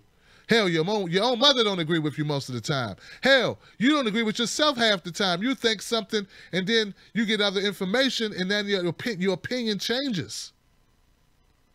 You're a human being. But these people, some people don't give you room to be a human being. If there's a disagreement, they won't even talk to you. They will publicly try to destroy you. And I'm just telling you, this has been my experience, man. So when we beat up on these people who take money to do something, remember Tim Black. Remember a guy who's been doing this for 4 years, no corporate money. Look where I'm at. Look where I'm at. Look at what some other people are at. And then remember what I told you about how fickle some people are, man. They're just fickle, bro. And then nothing you can do about it. But go to TimBlackTV.com, pick up a T-shirt or something if you like what I do, and if you disagree with me, hopefully you realize that it's not because all anyone can promise you is that they will be a sincere point of view. That's all you can do is be sincere. Are you sincere? Then I hope that when you disagree with me, it's not because you have some covert idea. You know, like you are a horrible human being and you're disagreeing with me because Soros paid you, or you are a shield and a bot of the establishment. Like, if people disagree with you just because they disagree, because they see it another way, or they have different information, you can't hold that against people.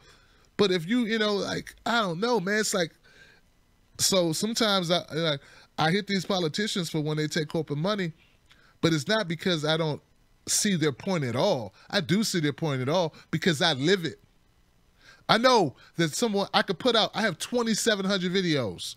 I had somebody today go find a video from 3 years ago and bash me on someone else's website. And it was a comedy video, a satirical video, where I used props and laughed and played a character. They still did it. So I'm just telling you, bro. Now I'm just telling you, people don't care, man. They don't care. They don't care. He put that out in front of the world and said, Tim Black thinks this. And I had a prop and changed my voice and everything. And he still did it. So, bruh, my friend, my Tim Black's Wolfpack out there in Periscope, Facebook, public life is a different life. And anyone who has the courage to stand up to it, they learn some stuff. They learn some stuff.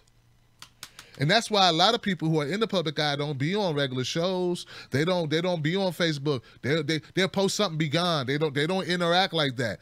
That's because they've been told not to. Hell, Jamie Foxx, I saw him on Joe Rogan's show. Jamie Foxx says everybody that works for him, he told them, do not read comments. Do not comment on social media. Do not read comments. Ever. It's bad for you. I do it because I feel like it's what I should do to interact with my audience.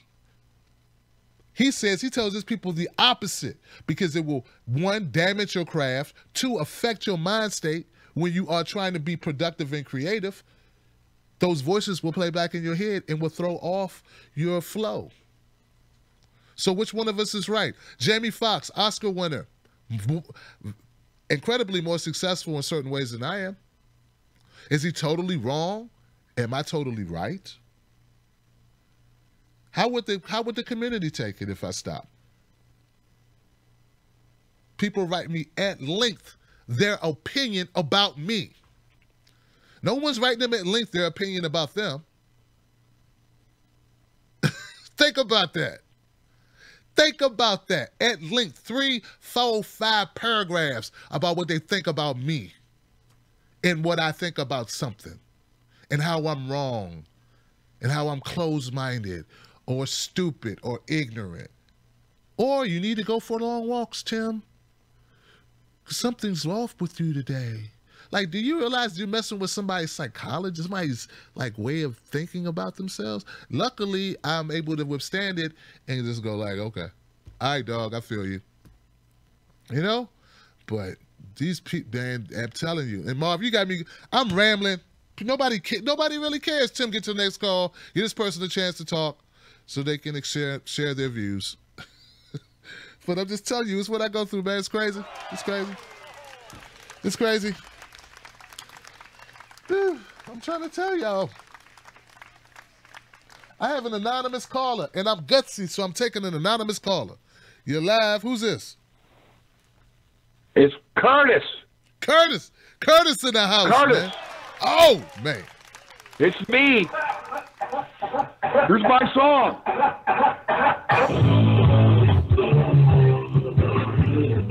I'm a bad man. Talk to me, Curtis. All right, listen. One of my favorite quotes is by, let me turn this down. It's by an Afro-American preacher. His name was Jeremiah Rice. He claimed to be one of Obama's preachers when he was younger. And he used the phrase that people kind of chastised him for, God damn America! And no one could say it as hateful and as meaningful as Reverend Rice. I couldn't find anyone that could mimic it any better. But anyhow, I wanted to call about Ben Jealous. And there's a reason for this, because, see, there was a civil rights attack involving children in front of the GM dealership when Obama first came into office. And I was a participant in a small protest over the recalls that no one knew about at the time. I went to the NAACP in Phoenix. They took my police report for 3 months. They know after a certain period of time I have to file my lawsuit. They kept it for 3 months, and then what happened is Ben Jealous and the NAACP, all they are is black lawyers that sue white people. That's mostly what they do. They tell you that they're for all races of people, but they don't take any claims for anybody but black people. And they've been extorting, and some of these claims are valid claims, because a lot of these Afro-Americans have been abused, and some of them are. But anyhow, they're shysters, and you're going to go meet him. So I contacted him. They had my police report for 90 days. My due date was coming up to sue in federal court was coming. They kept it for 3 days. They weren't going to give me a lawyer. They weren't going to have me because you know why? General Motors went in there and gave millions of dollars to the Martin Luther King Foundation. See, the Afro-Americans have been bought off by the blood money. And if any one of them ever gets too powerful, too well-known, even you, Tim, you'll get bought out by blood money. And here's another thing. So Ben Jealous knows who I am. White people don't get brought out. Hey, Curtis. Wait. All these people got paid off from GM from the bailout. Curtis. They all got stolen money. Curtis. But Ben Jealous is not. He's a fraud, and now he's going to run. He's going to run as a mayor? But anyhow, you want to go support him because he's playing you, Tim. You're not playing him. He's playing you because he knows you're becoming popular. I've seen about your station being monetized, and I know why. because they don't want anyone to have any type of power. And Afro-Americans can move people on the streets in the inner cities, and that's scary to them. And an example of that is what just happened recently. You look what happened in Charlottesville, that was planned. That was planned by several different sides. They wanted a blowback, and they got the blowback they wanted. As far as Trump throwing down some rats, all the corporate fascist rats, they bum rushed Trump when he got in there. Trump said, I'll go with any gangster that will protect me. And everybody rolled with it. Come on. Isaac, the guy's a billionaire. You think these people are there so they can get tuned into world markets billionaires? There isn't enough money in America. You have to be in a global business. You have to be worldwide. But as far as Benji Jealous, the NAACP, they're nothing but frauds. They're frauds. But if you're black and someone terrorizes you and they're white people, you might get a case. And you know what? They were successful at suing thousands and thousands of people all over the country. Thousands for years. But if you're a white person, they aren't going to do nothing for you because they ain't going to court for a white person because they're for the black race. And that's who Benji Jealous is. So like I said, they kept my police report. I said, I had to fight with them to get it back. I had to call his office when he was with Obama down there to try to get my police report back because I needed it for my court case because my date coming to sue was about to end. Come on, man. Come on. And here's another. And then what about Goodman? You notice that no news media is beat up on Debbie Wasserman shows. Did you ever think of the reason why the major 5 networks never talk about shows? Who runs the main networks? They're run by Jewish gangsters, okay? They control the tempo of what the pig dances and what it talks about. That's the way it is. Now, Debbie's protected because of that. Debbie was in bed with the car pimp down there in Florida. That car pimp was tied to Jeffrey Epstein, who was selling the cars to him down in Florida. Okay? Debbie did a town hall meeting with this guy. Now, I'm still in the 17th Circuit Court down in Florida. You can see some of that on my website. If you Google Working Men, M-E-N, number 1 on your key, Working Men, number 1. My site's closed down, but I'm still suing him. But the point is, Benji Jealous is nothing but a pig.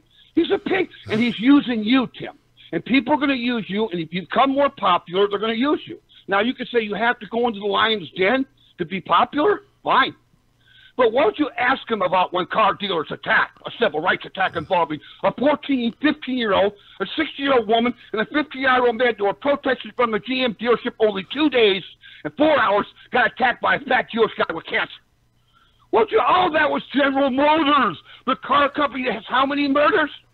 How many murders and injuries? Thousands now. Thousands, they claim. And then Mary Barra, she was tied in. Remember, she went to the Clinton Initiative. When the Clintons were there, they all were ending up on the Clinton mafia. But when the Pettagate and all that freaky sick shit came out about Bill, they pulled the plug on the Clintons and they switched this whole thing over to Trump. You don't want to see Trump go down. That's the worst thing that can happen.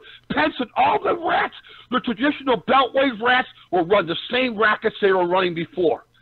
Yeah, it is. And so a few of them leave. Who cares? A billionaire left? Who runs it? It's a Goldman Sachs office. It's run by the Rothschilds. Who do you think Wilbur Ross is out of Florida? He's worked for the Rothschilds for 25 years. They're in the trillions. Who runs our government? Israel runs it. You know, all your emails go to an Israeli company. Most of the emails in America go to an Israeli country. They run it. Who runs the media? And then Goodman gets up there, and he's supposed to be your big freedom fraud. He's a sellout. You ever listen to some of the stuff he says on his website? First of all, he recycles mainstream because there's no liability of recycling mainstream. You're not responsible for what somebody else says. Everybody does it because no one wants to get sued. But Benji Jealous, the NAACP, he's a pig. So I had to fight his office to get my police report back. And that's something. A civil rights attack involving Chalmers. From the General Motors dealership. For 8 years, I've been fighting the picket. All right. Hey, guys. Curtis is back.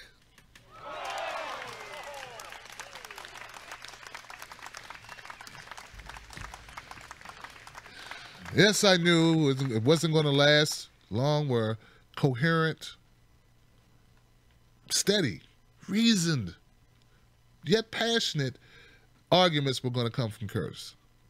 It was only a matter of time before it was going to devolve back to the same rhetoric.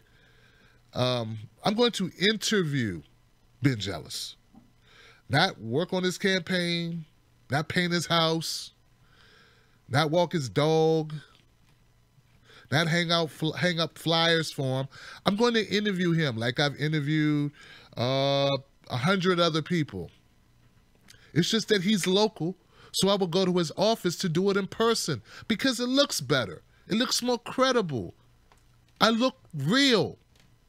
And your point about the NAACP helping black people only, yeah, I thought you kind of knew that in the title.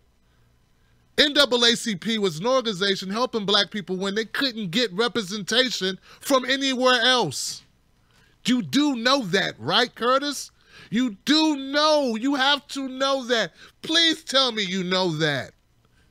So you're upset with one of the few organizations that black people, when they were getting their asses kicked daily, destroyed, discriminated against, run off their land. One of the few places you could go get representation. If you were white, you could go anywhere. Why would you go to one of the only few places created? NAACP is so old, they called themselves Negroes at the time.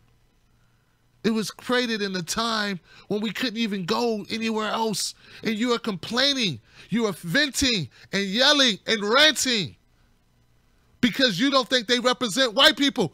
Curtis, are you that bigoted, dude? Do you have to have everything, Curtis? Must everything be for you? Everything must be for Curtis.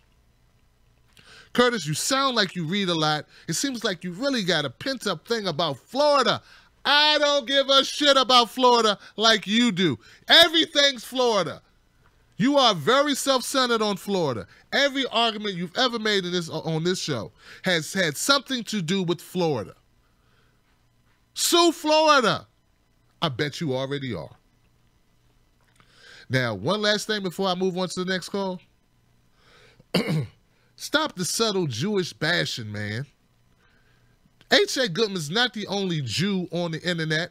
He's definitely not the only broadcast on the internet you probably would disagree with. But why is it when you call my show, that's what you choose to talk about? You know he is a friend of mine. Won't you call his show or call other shows? And why do you save your vitriol for a person who's not on this show? I do a show with H.A. Goodman.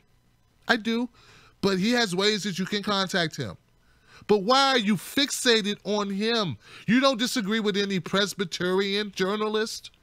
You don't disagree with any Irish journalist? You don't disagree with any Catholic journalist? No, you don't, obviously. You disagree with only one kind. See, Curtis, you may not know this.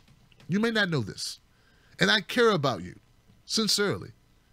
You really should consider getting some help. I'm serious, brother. Get some help, brother.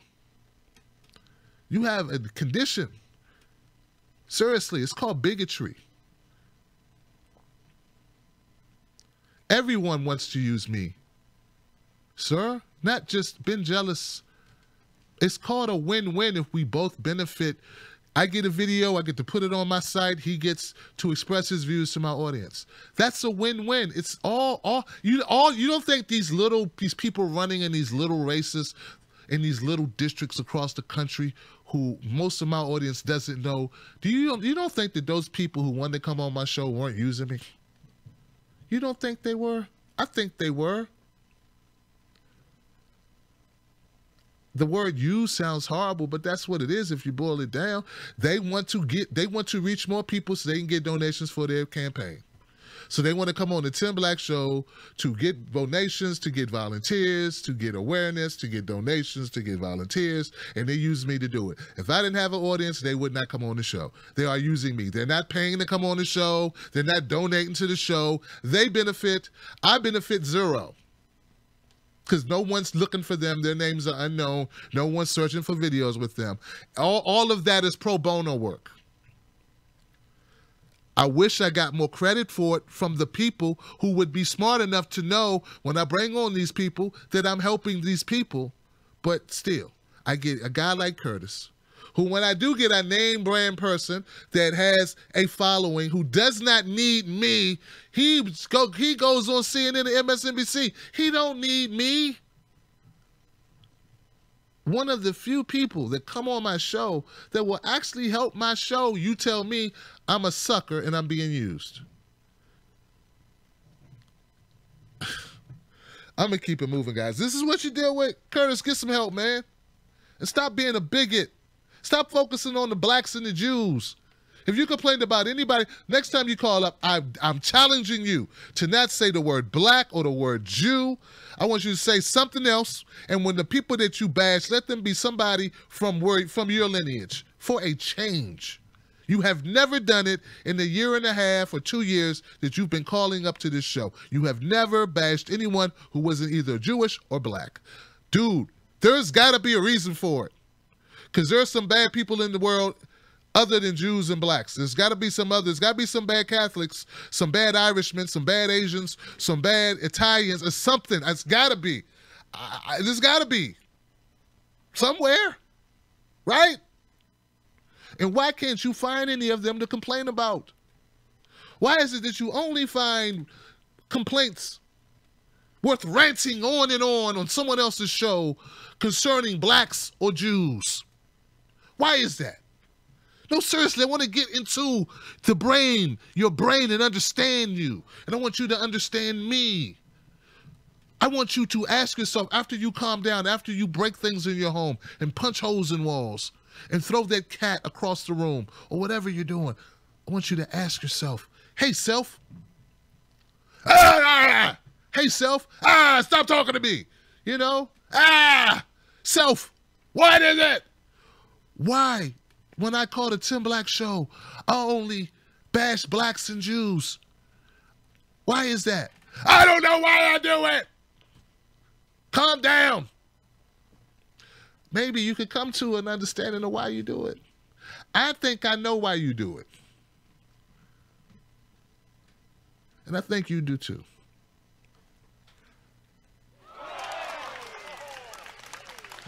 Lord. 412, you're live, Freedom Friday. What's your name? Where you calling from? Hey, dude, wow. I promise I'm not going to make a habit out of being the nightly caller, but this is Uli. Wow, I'm just, I'm digesting, what's his name, but the reason I really called today was because your opening monologue was really inspiring, and it really, as Eric would say, it really triggered me. I loved what you had to say. And people, I get irritated sometimes when sort of this independent chat develops, you know, and I feel that people really need to pay attention to what's being said because you share a lot.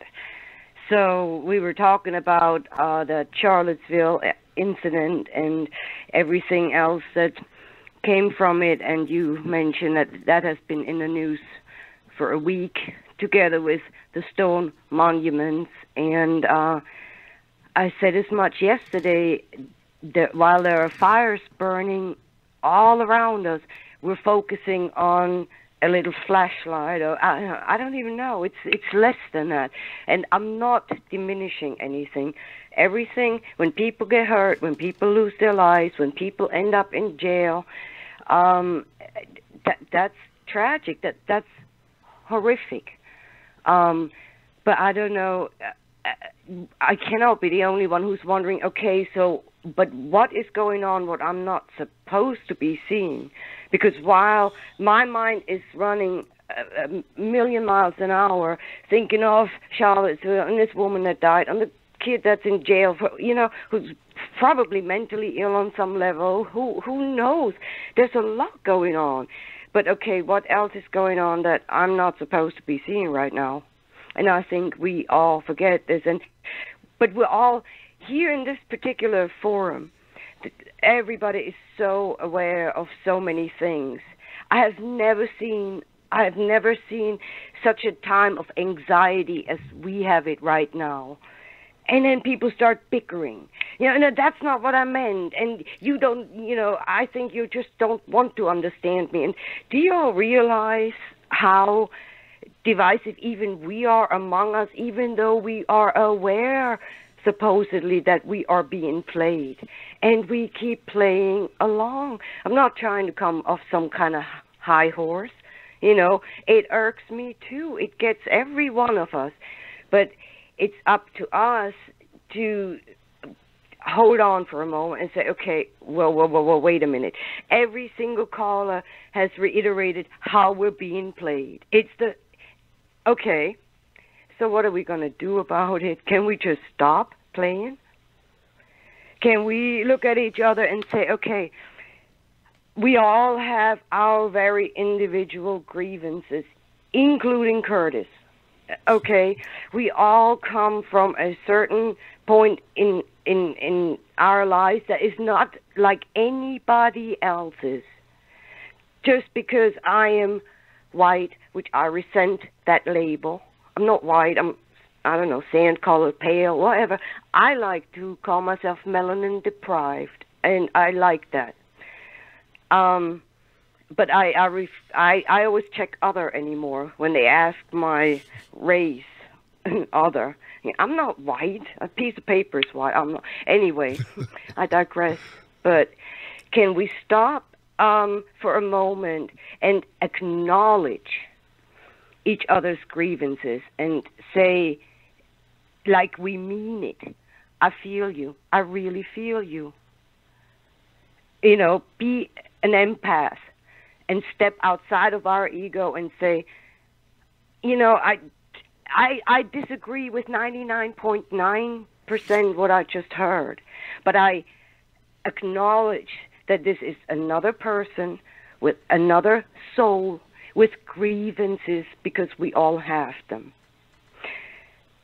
And we all realize that we have one thing in common aside from our, existence as human beings. We all, in this particular forum, realize we have one common adversary. I don't even want to use the word enemy. There is a force that we all recognize that is not working for our best interest, that is working to divide us, and here we are, jumping around like Mercury, all over the place. Why? If we are all so fucking woke in here, do we continue to play the game when we all realize we're being played? You all realize that is a passive. We are being played. Can we just start playing with each other and ignore their bullshit? And when we find somebody like Tim Black, people like others, I leave it up to you.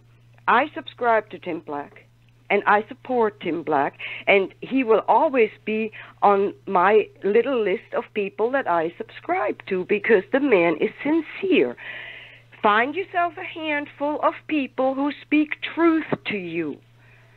And to all the white people, my fellow sand-colored, melanin-deprived people, you all better take a step back. We all have also been deprived of the same education that is this top secret that nobody, is allowed to know the real history. And take a step back and listen to our melanated brothers and sisters and really listen and read the books. I'm the type of person, when I get onto a subject, I really dive into it. And I've been onto this for about 5-6 years now, and I am floored because I don't come from a stupid place. I've come from many years of nerdiness in books, piles of books. And I studied a lot of different subjects, but this, y'all go out, start with some YouTube videos. There is excellent material out there, and I will not promote it on Tim's show. I respect that. But you're all savvy. You're all here. Go and find yourselves a half a dozen of people from all different types of walks of life that you find truth in. And then that's whom you subscribe to. That's where you get your information. And let's acknowledge each other's grievances as white people. let's acknowledge what is and has been going on with melanated people here in this country and all over the world. And let's just stop playing into focusing anywhere else. We are here right now. Let's focus on it. And lastly, Bruce said this yesterday, and that resonated with me. These marches are done strictly to our provocation. They know there are certain amounts of people, demographics within the population that will respond with, torches and flag waving and screaming and rock throwing. And they know that, and so they planned these provocative marches. It doesn't even matter who planned them at this point. And I'm pretty sure it was Bruce last night who said he would have organized a huge, love fest. The only way to approach it is to educate these people, because I guarantee you a large amount of these bigots are nothing else but ignorant, uneducated about what is really going on. So let's have Love Fest and let's educate people, but let's not be blind. Let's step out of our bubble. Most people are not nearly as fucking woke as we are in this forum. And if we bicker among ourselves, holy cow, how are we going to address the rest of the world who's still half asleep? And I promise I'm going to let you all go now. Thank you all. Have a good weekend. Bye-bye. Thank you, Uli. I appreciate you so much. Words of wisdom. Words of wisdom. Sometimes I question how woke we really are, Uli. You hit the nail on the head, man. You hit the nail on the head. People get exasperated. People, oh, God. Wow. Wow. But thank you so much, Uli, for the comment. 410. 410. Hello? Hey, how you doing? Good. How are you, Tim? Good. Who's this? Tim, this is Roro. I know I haven't spoken to you in a really long time. I got banned way back, almost a year ago, and I just wanted to say that I'm sorry. And it wasn't just you. I was going through something. I sent emails and was in a lot of arguments with a lot of the channels, and I had some kind of a revelation or something I was going through at the time, and I was really confused, and I got away from the YouTube for a while. I stopped making political videos because, I was really confused. And plus, I'm disabled. I'm on a lot of medications and stuff, so I'm not all there in the head.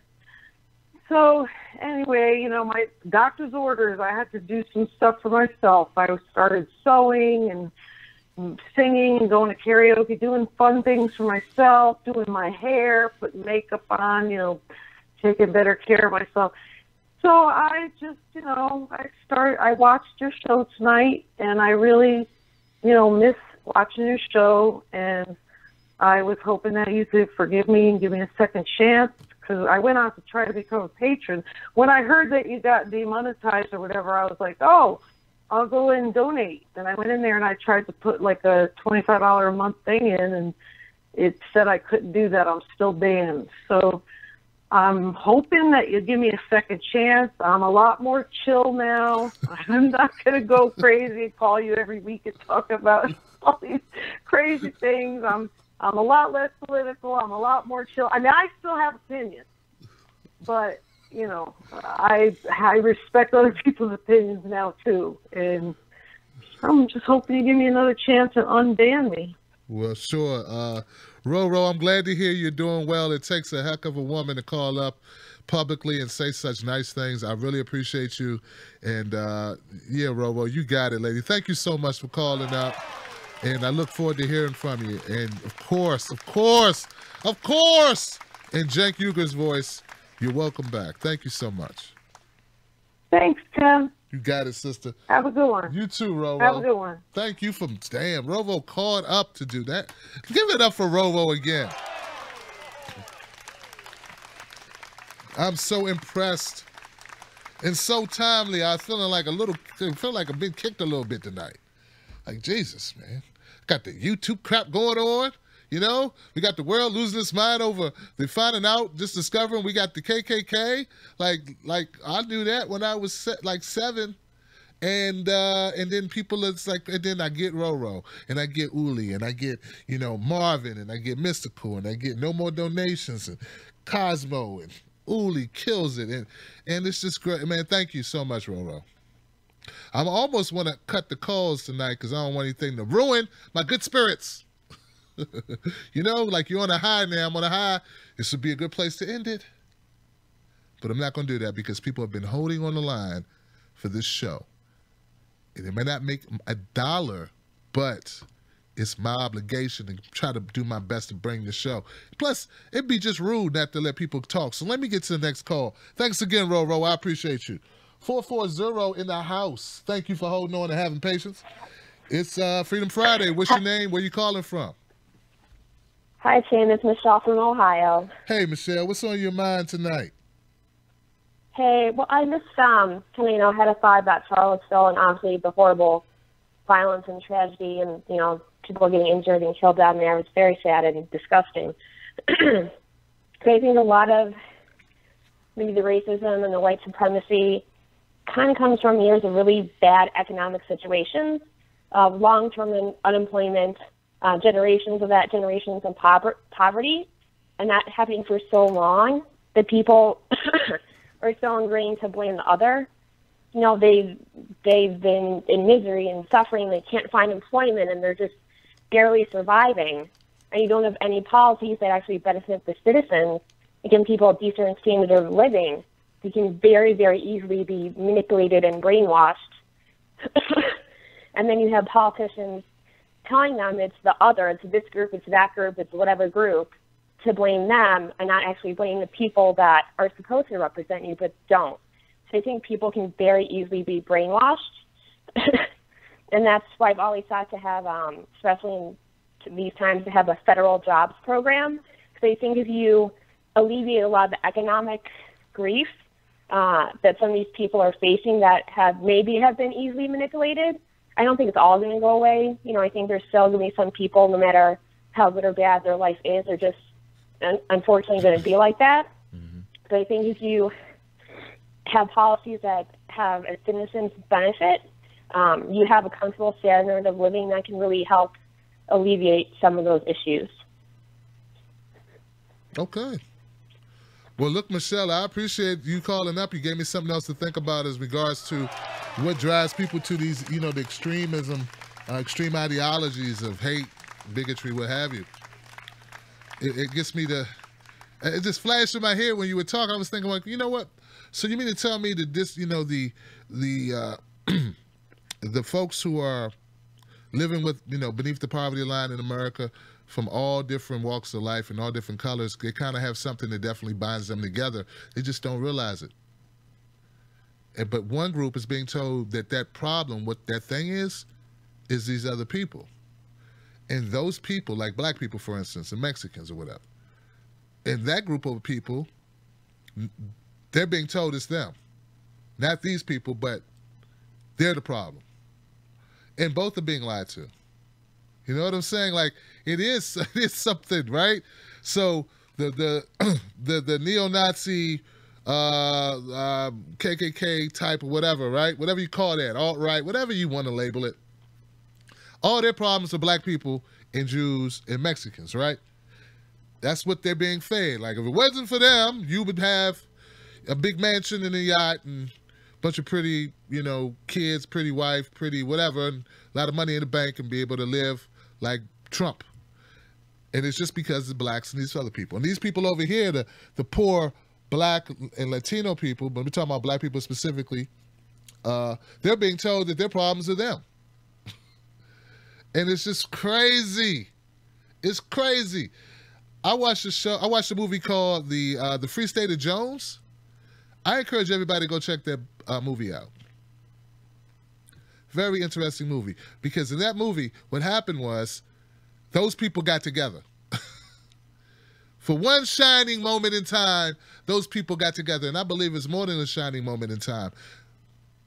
And I was reading of I think it was a fort that was maintained by blacks and whites back before the independence, before the Civil War, I should say.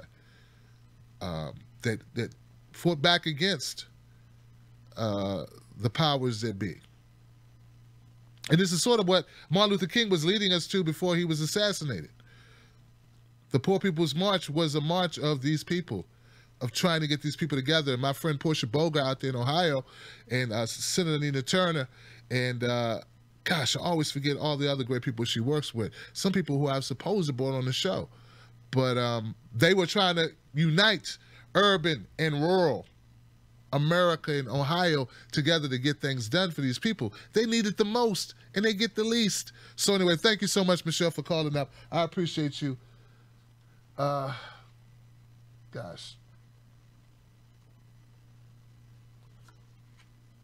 And that was, I think, it looks like I got everyone. Let me try this one last call, 631. I don't know if I talked to 631. How you doing? Hey, Tim. Thanks for taking my call. Hey, how you doing, man? Who's this? I'm good, man. I called before to debate you. I'm not going to do that today. Curtis was enough punishment for you. Just kidding. and anyway, you were just firing on all cylinders about Charlottesville, racism, and all that. Rather than, I mean, first of all, I'm white, so what can I possibly add to it? But anyway, this whole thing just makes me wonder, like, why do the police even exist, right? And then I think of the fact that they were first enacted to enforce slavery, and as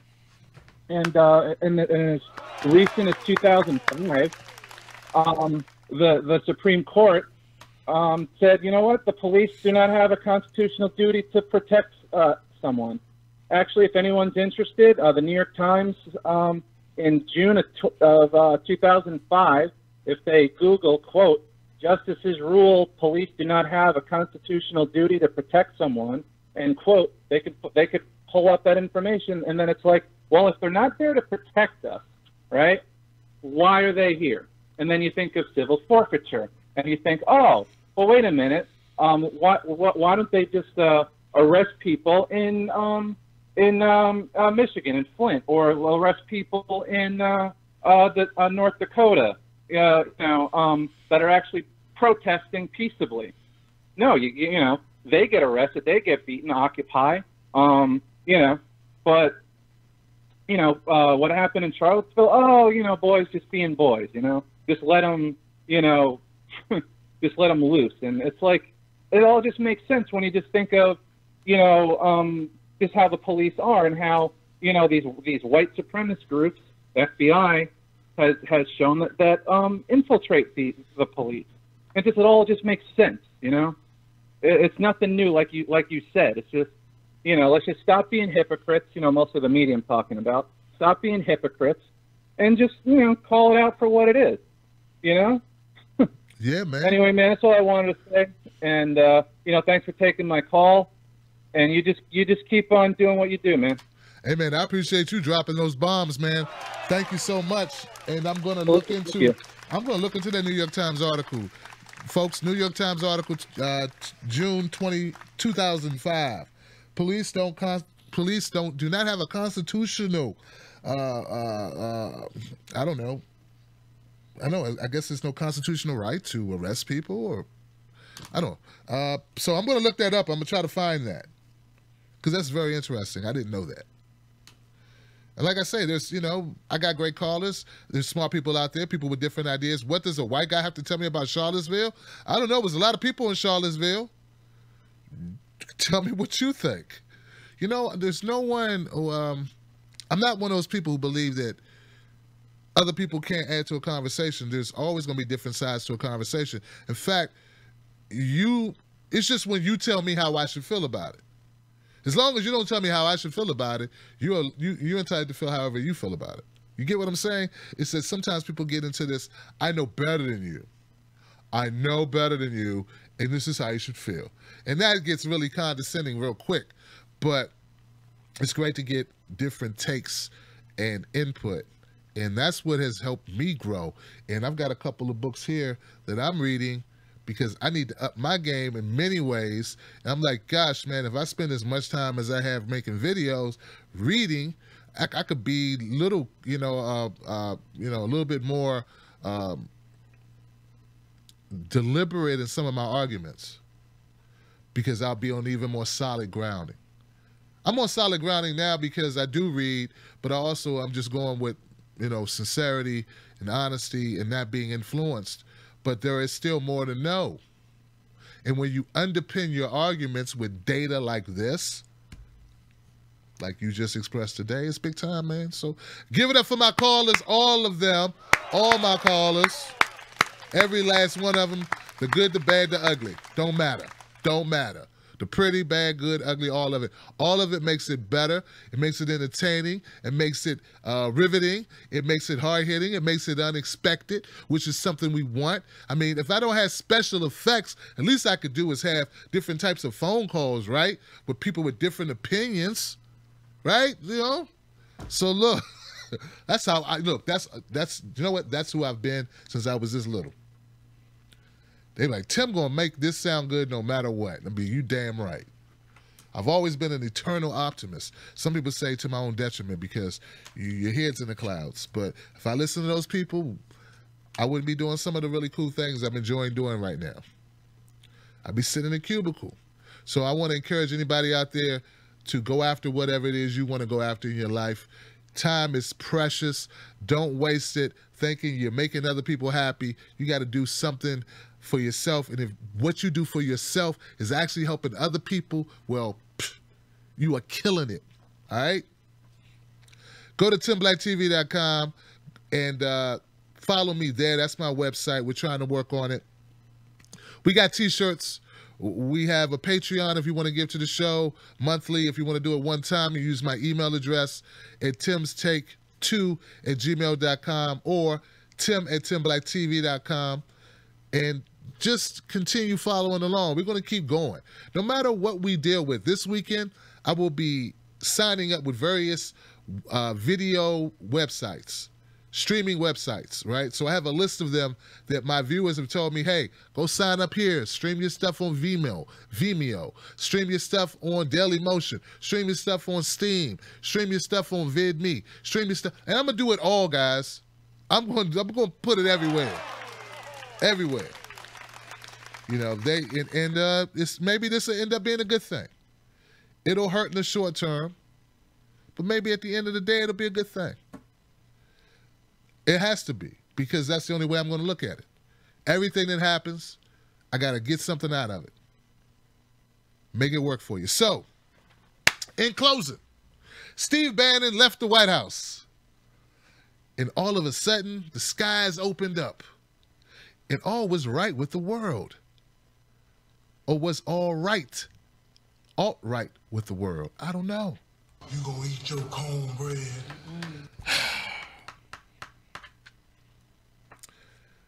I want to eat my cornbread. I do want to eat my cornbread. I got a feeling Steve Bannon's going to eat even more cornbread now that he's back out of the White House. I think he got the prestige. He did the job for a minute. He got to look around. He probably grabbed a couple things from the Oval Office to remember it by. He will go down in history having worked in the White House, the United States, under a president. What have you and I done? I mean, you got to admit that's an accomplishment. So, yeah, he's getting his cornbread. Now, what's going to be our cornbread? Nobody take no cornbread from me. Well, we have other things. Not so much to gain, but to lose. When Trump said, what do black people have to lose? We got a lot to lose, just like anybody else. We also have more to gain because of where we sit at the bottom of everything. Dude, if people would have any question, any doubt about the inequities of this country, what's going on with it, you need only look at the African American. Any group that comes to this country goes just like this. They see us and they go this way. They see us and they go this way. And I can't believe that that is not systemic. And I'm not saying any of those groups are bad people at all. I'm not saying that. So some people are getting cornbread, some people are not. And some people are just getting by. Most people in America are just getting by, are just doing a little bit better than getting by. People are not making out like fat cats while some people sit on the bottom. But there are some people who have historically sat on the top and got the best damn cornbread money could buy. And that is the 1%, the 10%, the 10% to 1%. They keep making out like fat cats, and the rest of us keep struggling and fighting amongst ourselves, and that's got to stop. Maybe I ought to eat your cornbread. And while we fighting amongst ourselves, those people decide, well, more cornbread for me. Looks like you left your plate sitting here. You too busy fighting that other guy over there. You're fighting that colored fella, or you're fighting that white guy. So I'm just going to go ahead and eat your cornbread some more. And that's the trick. And I'm not saying that these issues are not important. I'm just saying they ain't that important. Nor are they new issues. Look, there are shows I like. Great movies I like. Heat was a great movie. Heat was a great movie. Al Pacino, Robert De Niro, great movie, great acting, action, drama, whole thing. Iconic movie, right? Okay? Now, if tomorrow my daughter gets married, and it just so happens to be the day where they're going to be running Heat, and let's pretend there's no DVR, am I going to sit home to watch the same show get played, or I'm going to go watch my daughter and hand her off in marriage? Well, that's a pretty simple idea, right? This is obviously more important for me to walk my baby down the aisle, give her away, look that man in the eye and tell him to treat my daughter well. All I'm saying is this whole Charlottesville, this whole we got white nationalist thing, we got Klan, that is Heat running again. It's 10 years old. It's 15 years old. It's 20 years old. It's 100 years old. It's 200 years old, and we still watching it. Meanwhile, over here we have more important, more pressing, definitely, infinitely more substantial things going on, and we're sitting home on them. And when we do that, when we allow ourselves to be focused on these shiny objects, these spinning wheels, these fireworks that are just repeats, that are nothing but distractions, well, that's when we all lose. And if we continue to lose like that, lose out by being distracted by that, well, there's going to be consequences and repercussions. There are going to be consequences and repercussions. There's already been way too many of them. Let's do something about them. I'm Tim Black. This is a Tim Black TV show. Be here next week. Catch up over the weekend. I got a whole library. Just because I'm not making money off them doesn't mean they stop them from being able to be seen. So there is still something good in that. I may not make any money, but it's still there. And that's what's most important, right? Right. My favorite comedian is Dave Chappelle. He has a skit where he talks about what happens in the hood. Someone gets shot by a cop. They sprinkle some crack on them. Let's sprinkle some crack on them and get out and of there. they get out of there. Well, around here, what we tell people is when you get into a political debate with someone, especially now, or a racial debate with someone, and it seems like they're entrenched in their position, you're entrenched in your position, you start getting a little hot around the collar, someone says something a little out the way, and you know it's going to deteriorate and become an argument where neither of you can be friends anymore. What you need to do at that point is you need to... Let's sprinkle some crack on them and get out of here. You sprinkle some facts on them and you get out of there because you don't need to lose a friend. You can talk again tomorrow. You're not going to change a man of his opinion. A man convinced against his will is of the same opinion still. You ain't going to, best way to catch a bee is with honey, not with salt and vinegar. But I like salt and vinegar. Tim, not for this. You don't. I love you guys. Thank you for donating to the show. Thank you for supporting me. And I really appreciate it. You guys are the best. Go to the description box below. Pick up a T-shirt. We got some new T-shirts that are phenomenal. Phenomenal T-shirts we got posted up. Thanks to my man, Momo Pineno. Some new stuff in the store today. I will be telling you more about them next week because I think they're that great. And, yeah, I'd love for you to check those out. And with that, I'm gone. I'll see you soon. Tim Black. Oh, shout out to everybody in the Wolfpack, my moderators. If you're in the house, I'm Oz, Momo Pineno. We don't stop. We ain't many, but we are plenty. Much love to you. I'll see you soon. Tim Black. Tim Black. Tim Black. Yes, I am. True.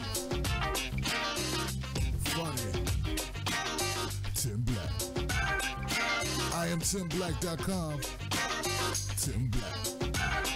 Say good night to the black guy. Come on. The last time you're gonna see a black guy like this again, let me tell you.